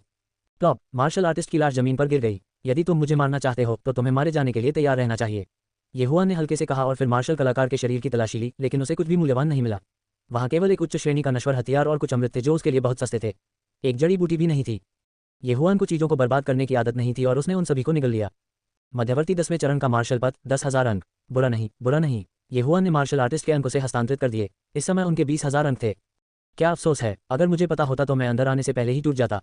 इस तरह मेरे पास कम से कम 100,000 अंक होंगे। येहुआन ने असहाय होकर अपना सिर हिलाया और फिर चला गया। बाकी समय येहुआन आगे पीछे घूमता रहा। हालांकि अब उनके पास ज्यादा ज्ञान नहीं था, फिर भी उनके पास ईगल आई और ट्रेजर हंटिंग डे की वंशावली थी। जब तक उसे कोई अच्छी चीज मिलती, वह उसे उठाकर बिना किसी हिचकिचाहट के निकल जाता। वास्तव में इंपीरियल कैपिटल टूर्नामेंट में भाग लेने वाले लोगों की संख्या इन हजारों लोगों की तुलना में कहीं अधिक थी। एलिमिनेशन के पहले दौर में 100,000 से ज्यादा लोग एलिमिनेट हुए। अब जब ये हजारों लोग भूल-भुलैया दर्पण में प्रवेश कर चुके थे, तो वे निश्चित रूप से लड़ेंगे यदि वे एक दूसरे का सामना करेंगे। 1 घंटे से भी कम समय में सैकड़ों लोगों की मौत हो गई थी। अभी 1 महीना बाकी था। अंत तक कौन जीवित रहेगा? अल्पविराम। भूल-भुलैया दर्पण में प्रवेश करने के बाद येहुआन एक खजाने में आया। बहुत से प्रतिभागियों के पास इंडस्पेशियल रिंग्स नहीं थी, इसलिए रास्ते में आने वाली सभी अच्छी चीजों का उन्होंने फायदा उठाया। इस समय कुछ घंटे पहले ही बीत चुके थे। शाम हो गई। उद्धरण चिन्ह। ये देखकर कि आसमान में अंधेरा छा गया है, येहुआन चौंक गया। उन्होंने समय का अनुमान लगाया और पाया कि भूल-भुलैया दर्पण में समय लगभग बाहर जैसा ही था।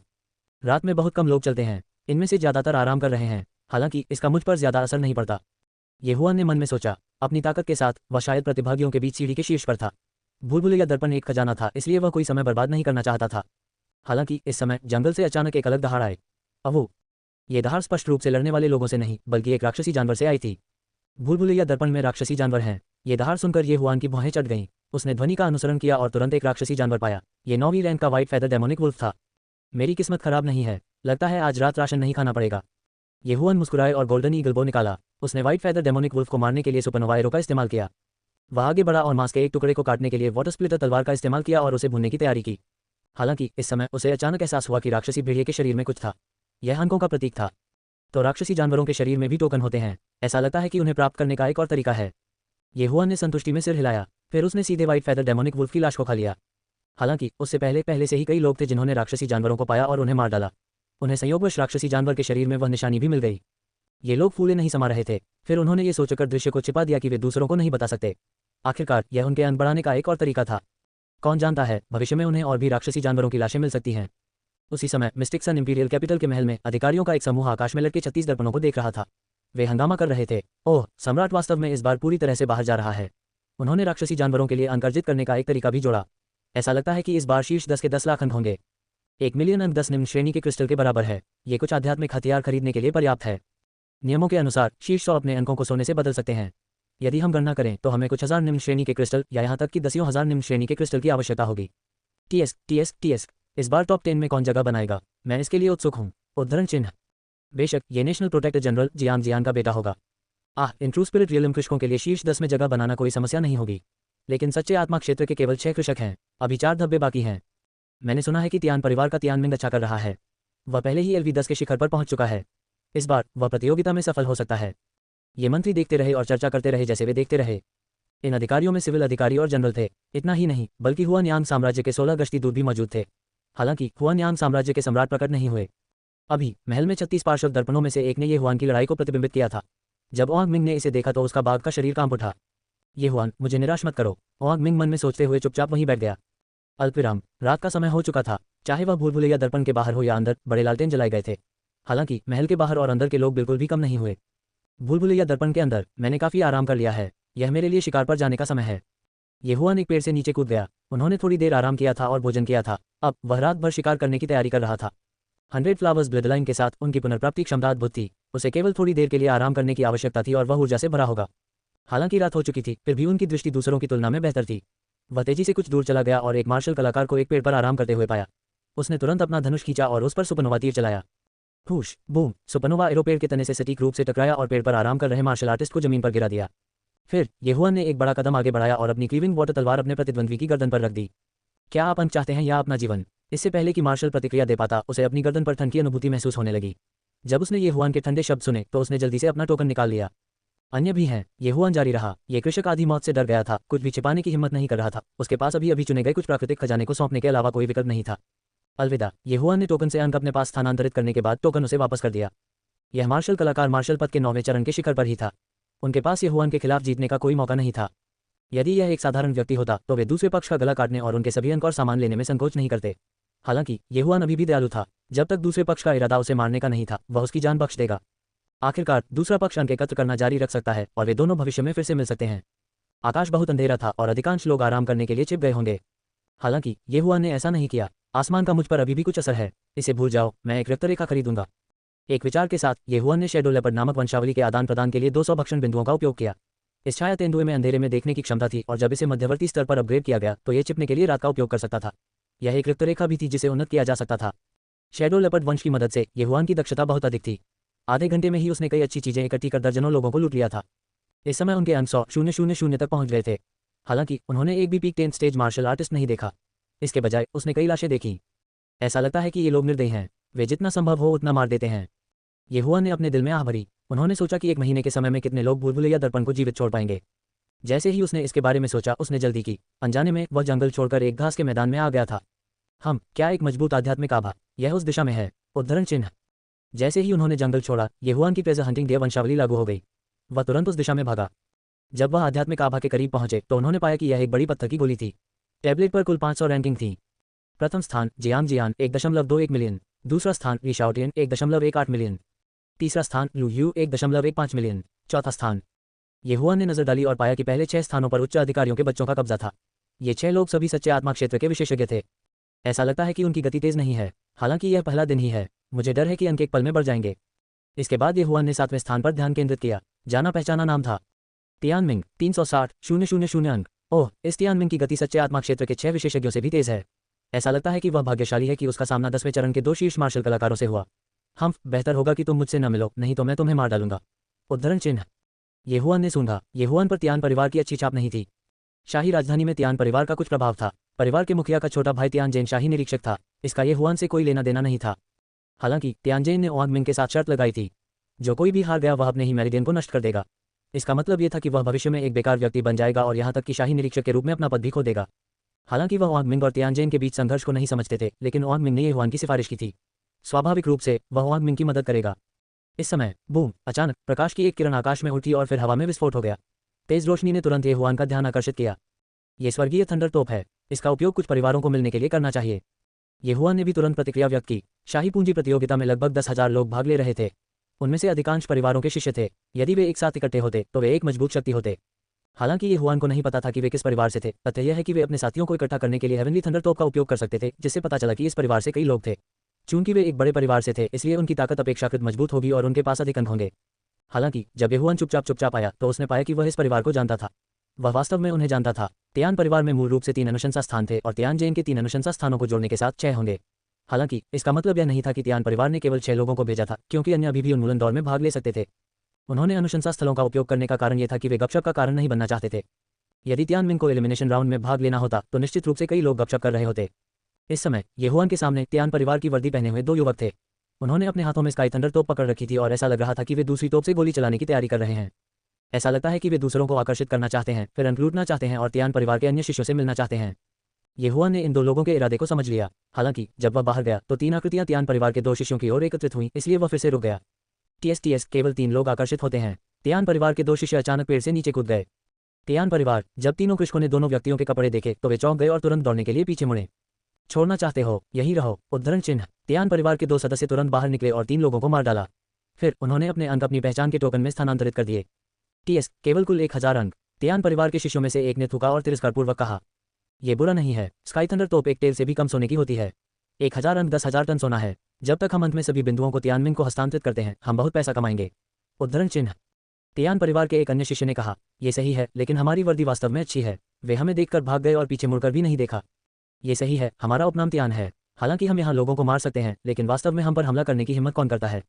हाँ, ऐसा लगता है कि हम भाग्य बना सकते हैं। इसके बाद हम मार्शल दाव क्षेत्र के 10वें स्तर के शिखर तक पहुंचने में सक्षम हो सकते हैं। जैसे ही दोनों शिष्य बातचीत कर रहे थे, अचानक हवा में टूटने की 2 आवाजें आने लगीं। चुपके से हमला। उन दोनों ने बस प्रतिक्रिया व्यक्त की, लेकिन अगले ही पल क्यूई ताकत के विस्फोट से उनके दिल में छेद हो गया। ये हुआन कुछ ही दूरी से बाहर चला गया। मेंटिस सिकाडा का पीछा करता है, पीछे के ओरियोल से अनजान। जाहिर है वह ओरियोल था। ओह, उन्होंने 2 हाई ग्रेड मॉडल आर्टिफैक्ट कवच भी पहने हुए हैं। क्या ये व्यक्ति मृत्यु से इतना डरता है? ये हुआन ने एक व्यक्ति के कपड़े खोलते हुए आश्चर्य से कहा। सौभाग्य से वह वही था जिसने गुप्त हमला किया था, अन्यथा अभी तीर इन 2 कीमती कवच को तोड़ने में सक्षम नहीं होता। हालांकि ये भी उनके लिए एक अप्रत्याशित लाभ था। वे दोनों मार्शल पद के मध्य 10वें चरण में थे और उन्हें तियान परिवार का कुलीन माना जा सकता था। उनके अंक बढ़कर लगभग 30,000 हो गए। जहां तक बाकियों की बात है, उन सभी को ये हुआन ने खा लिया। मुझे आश्चर्य है कि क्या मेरे कार्य भूल-भुलैया दर्पण में प्रतिबिंबित होते हैं। युद्ध के मैदान को साफ करने के बाद ये हुआन इसके बारे में सोचने से खुद को नहीं रोक सका, लेकिन वह डरा नहीं था। इंपीरियल कैपिटल टूर्नामेंट में हत्या की अनुमति दी गई थी। इसके अलावा यहाँ इतने सारे लोगों के साथ द्वितीयक दर्पण पर दिखाई देने की संभावना बहुत कम थी। इसके अलावा इस प्रतियोगिता के बाद वह निश्चित रूप से कुछ महत्वपूर्ण व्यक्ति द्वारा सराहना की जाएगी। क्या ऐसा हो सकता है कि वह अभी भी तियान परिवार से डरता होगा जिसके पास केवल एक गश्ती दूत था? फिर ये हुआन चला गया। इस बार उन्हें 30,000 अंक प्राप्त हुए, जो 3 लाख टन सोने के बराबर था। यह इंपीरियल कैपिटल टूर्नामेंट वास्तव में लाभदायक था। हालांकि यदि वह अपने अंकों को सोने से बदलना चाहता था तो उसे शीर्ष 100 में शामिल होना पड़ता था। ये हुआन ने पहले रैंकिंग स्टोन टैबलेट देखी थी। वह पहले ही शीर्ष 100 में पहुंच चुका था। अब 30,000 अंकों के साथ उसके पास लगभग 2 लाख अंक थे। उन्होंने अनुमान लगाया कि उनकी रैंकिंग 70 के आसपास होगी। हालांकि यह पहला दिन ही था। जितना अधिक समय बीतता जाएगा उतने ही कम लोग होंगे और अंक उतने ही अधिक होंगे। उस रात ये हुआन इधर उधर भाग रहा था। भूल-भुलैया दर्पण बाहरी दुनिया से बहुत अलग नहीं था। एक व्यस्त रात के बाद वह एक गुफा में छिप गया। इस समय उनके अंक 3 लाख से अधिक हो गए थे। उनमें से अधिकांश डकैतियों से थे, जबकि कुछ राक्षसों को उठाने और मारने से थे। हालांकि सबसे बड़ा लाभ यह हुआ कि उसने बड़ी मात्रा में वस्तुएं खा लीं। उन्होंने अनुमान लगाया कि वे कम से कम 2 आध्यात्मिक कलाकृतियों के लायक थे। वहीं एक रात के बाद स्कोरबोर्ड पर रैंकिंग भी बदल गई थी। नेशनल गार्जियन जनरल के बेटे जियांग जियान 1.8 मिलियन अंक तक पहुंच गए थे। जहां तक अन्य 5 सच्चे आत्मा क्षेत्र के कृषकों का सवाल है, केवल क्रम बदल गया था। उन सभी के लगभग 1.5 मिलियन अंक थे। हालांकि सभी को आश्चर्य हुआ, 7वीं से 10वीं रैंक के बीच एक अपरिचित नाम दिखाई दिया। झाओ पैन मूल रूप से 7वें से 10वें स्थान तक सभी शाही राजधानी के बड़े परिवारों के शिष्य थे। सभी जानते थे कि वे कौन हैं। हालांकि इस झाओ पैन ने सभी को भ्रम में अपना सिर खुजलाने पर मजबूर कर दिया। वह 550,000 अंकों के साथ 10वें स्थान पर थे। जब ये हुआन ने ये नाम देखा तो वह भी चौंक गया। हालांकि जब उन्होंने सोचा कि इंपीरियल कैपिटल प्रतियोगिता में लगभग 10,000 लोग कैसे भाग ले रहे थे, तो एक ही नाम के बहुत सारे लोग थे। उन्होंने ये हुआन नामक कुछ लोगों और ये झांग नामक कुछ लोगों की भी खोज की, इसलिए उन्होंने उन पर बहुत अधिक ध्यान नहीं दिया। हालांकि वह शीर्ष 10 में शामिल नहीं हुए, लेकिन ये हुआन को इसकी परवाह नहीं थी। आखिरकार ये केवल पहला दिन था। इसके अलावा आज अधिकांश लोग स्वर्ग और पृथ्वी के खजाने चुन रहे थे। कभी कभी उनका सामना ऐसे लोगों से होता था जो उन्हें लूट लेते थे। इसके अलावा जिन लोगों से उनका सामना हुआ वे बहुत कमजोर थे। उनमें से कोई भी मार्शल पद के 10वें चरण के चरम पर नहीं था। उन्होंने गुफा में 2 घंटे तक आराम किया। जब आकाश उज्ज्वल था तो वह शिकार जारी रखने के लिए चला गया। हालांकि उनके जाने के कुछ ही समय बाद उनका सामना एक युवक से हुआ। एक युवक जो बहुत साधारण लग रहा था। हालांकि ये हुआन को लग रहा था कि युवक कमजोर होने का नाटक कर रहा था। ऐसा महसूस होता है जैसे वह मार्शल पद के 10वें चरण के चरम पर है। ऐसा लगता है कि उसके पास काफी अंग हैं। ये हुआन युवक के पास पहुंचा। युवक के होश बहुत तेज थे। जब उसने ये हुआन का चेहरा देखा तो उसने अवचेतन रूप से कहा, इतना छोटा। वह वास्तव में मार्शल पद के 10वें चरण के चरम पर था। हालांकि वह पहले से ही 25 वर्ष का था। उन्होंने इंपीरियल कैपिटल टूर्नामेंट की आवश्यकताओं को पूरा किया। तो क्या हुआ अगर मैं छोटा हूं? ये हुआन रुक गया और मुस्कुराया। चूंकि आपको खेती करने में कठिनाई हो रही है, इसलिए यदि आप अपना पॉइंट टोकन पीछे छोड़ देते हैं तो मैं आपको जाने दूंगा। युवक ने आह भरी। ओह, अगर मैं नहीं करता तो क्या होगा? ये हुआन के मुंह के कोने थोड़े मुड़े हुए थे। उसे अच्छा लगा जब लोगों ने उसे नीची दृष्टि से देखा। वह सुनकर युवक के हाव भाव तुरंत बदल गए। अगर ऐसा है तो मुझे इसे स्वयं करना होगा। जैसे ही उसने बोलना समाप्त किया, उसका शरीर चमक उठा और वह चीते की तरह ये हुआन पर टूट पड़ा। आप एक मार्शल आर्टिस्ट हैं। बुरा नहीं। ये जुबान ने तुरंत देखा कि युवक ने उसके शरीर को तड़का दिया था। हालांकि उनकी 120 ब्लडलाइन के सामने कोई भी टेम्पर्ड बॉडी तकनीक बेकार थी। धमाका, ये कैसे संभव है? युवक ने अपना दाहिना हाथ पकड़ लिया। उसे लग रहा था कि उसका दाहिना हाथ उखड़ गया है। इसके अलावा उनके प्रतिद्वंद्वी ने दया दिखाई थी, अन्यथा उसका हाथ अपंग हो गया होता। वस्तुओं को सौंप दो और मैं तुम्हें जाने दूंगा। ये हुआन आगे बढ़ा और वाटर स्प्लिटर तलवार को युवक के गले पर दबा दिया। विजेता सब लेता है। युवक काफी सीधा था। उसने अपना सारा सामान ये हुआन को फेंक दिया। ट्रेजर हंटिंग डियर ब्लडलाइन के साथ ये हुआन को डर नहीं था कि युवक अपना सामान छिपा देगा। ओह, जो यून रैंकिंग में 9वें स्थान पर। टोकन पर नाम देखने के बाद ये हुआन थोड़ा आश्चर्यचकित हुआ। ये पता चला कि वह शाही राजधानी में जो परिवार का वंशज था। जैसे ही वह बोला, उसने टोकन भी वापस फेंक दिया। जो यून के कुल 480,000 अंक थे। ये हुआन के पहले से ही 300,000 से अधिक अंक थे। अब जब उनके पास 480,000 अंक थे तो वह तुरंत रैंकिंग के शीर्ष 10 में शामिल हो गए। यहाँ तक कि उन्होंने तियान परिवार के तियान मिंग का 7वां स्थान भी छीन लिया। फिर ये हुआन ने अपने सामने जमीन पर मौजूद सभी अच्छी चीजें निगल ली और केवल उपचार दवा की एक बोतल छोड़ दी।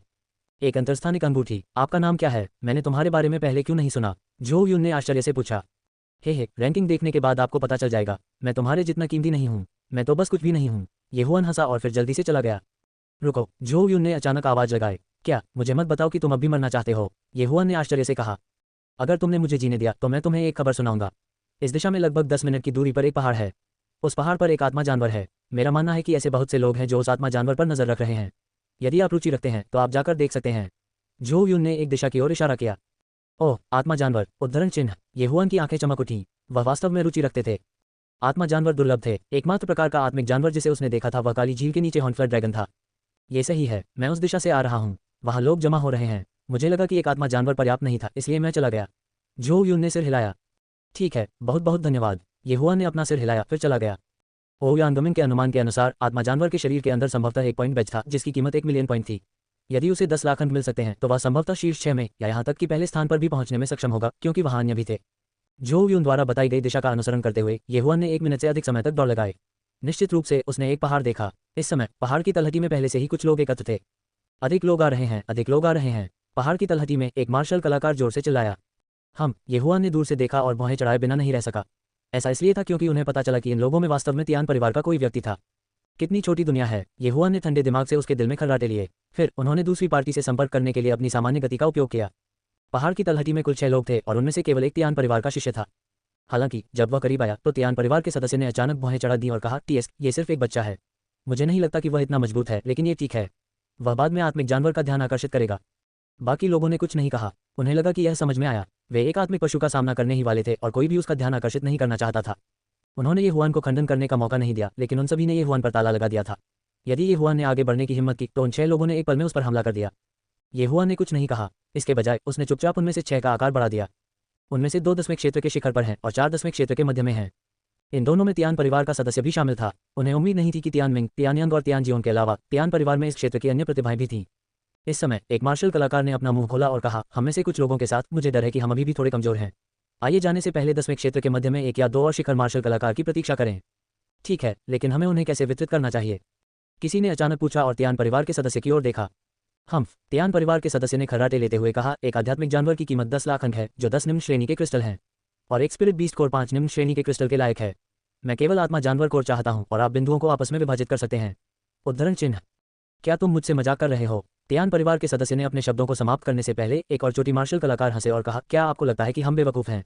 एक आत्मा जानवर कोर अमूल्य है। यदि मुझे यह आत्मा जानवर कोर मिल जाए तो मैं सच्चे आत्मा क्षेत्र में प्रवेश करने में सक्षम हो सकता हूँ। क्या आपको लगता है कि मैं इसे आपको दे दूंगा? ये सही है, यदि मुझे यह मिल जाए तो मैं कम से कम 10वें दायरे के शिखर तक पहुंच सकता हूं। ये सही है, यह मत सोचिए कि आप सिर्फ इसलिए इतने महान हैं क्योंकि आप तियान परिवार से हैं।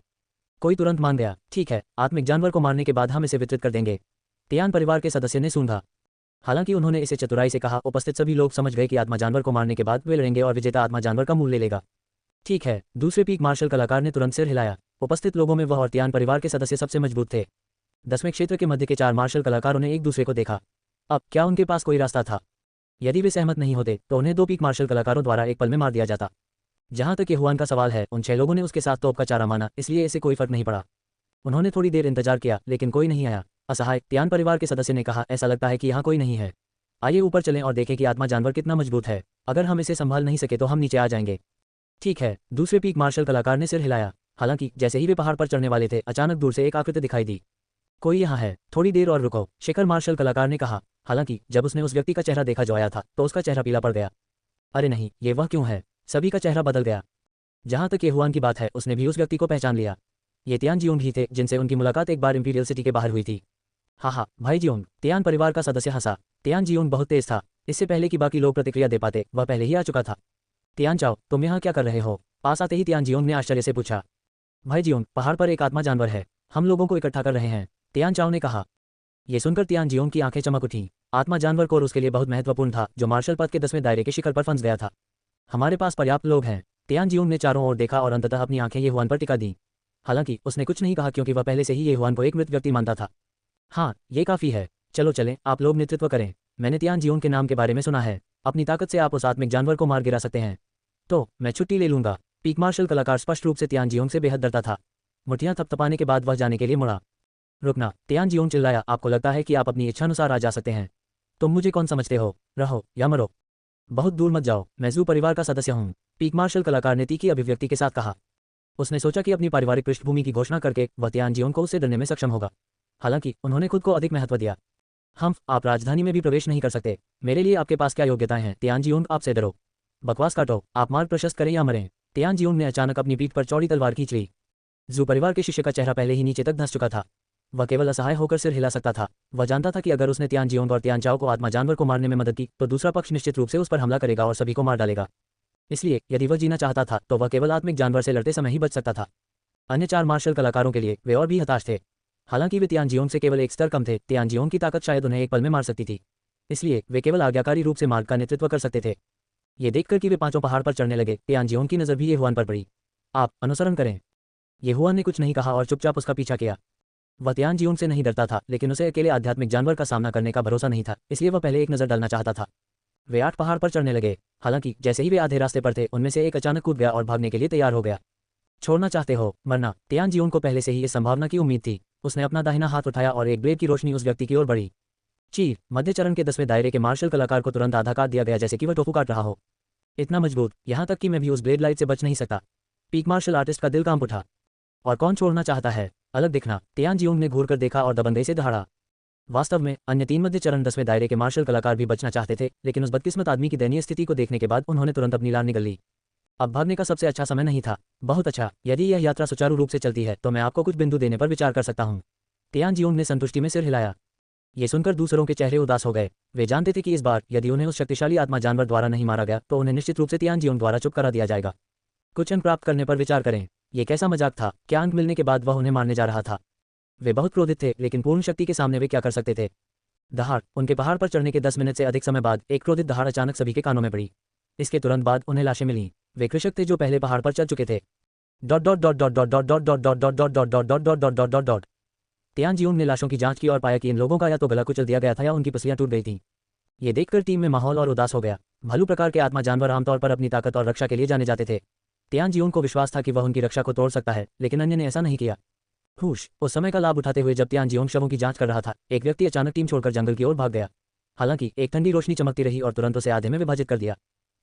ये ठंडी रोशनी तियान जियोंग की थी। उसने सूंघा और उसकी ओर देखा भी नहीं।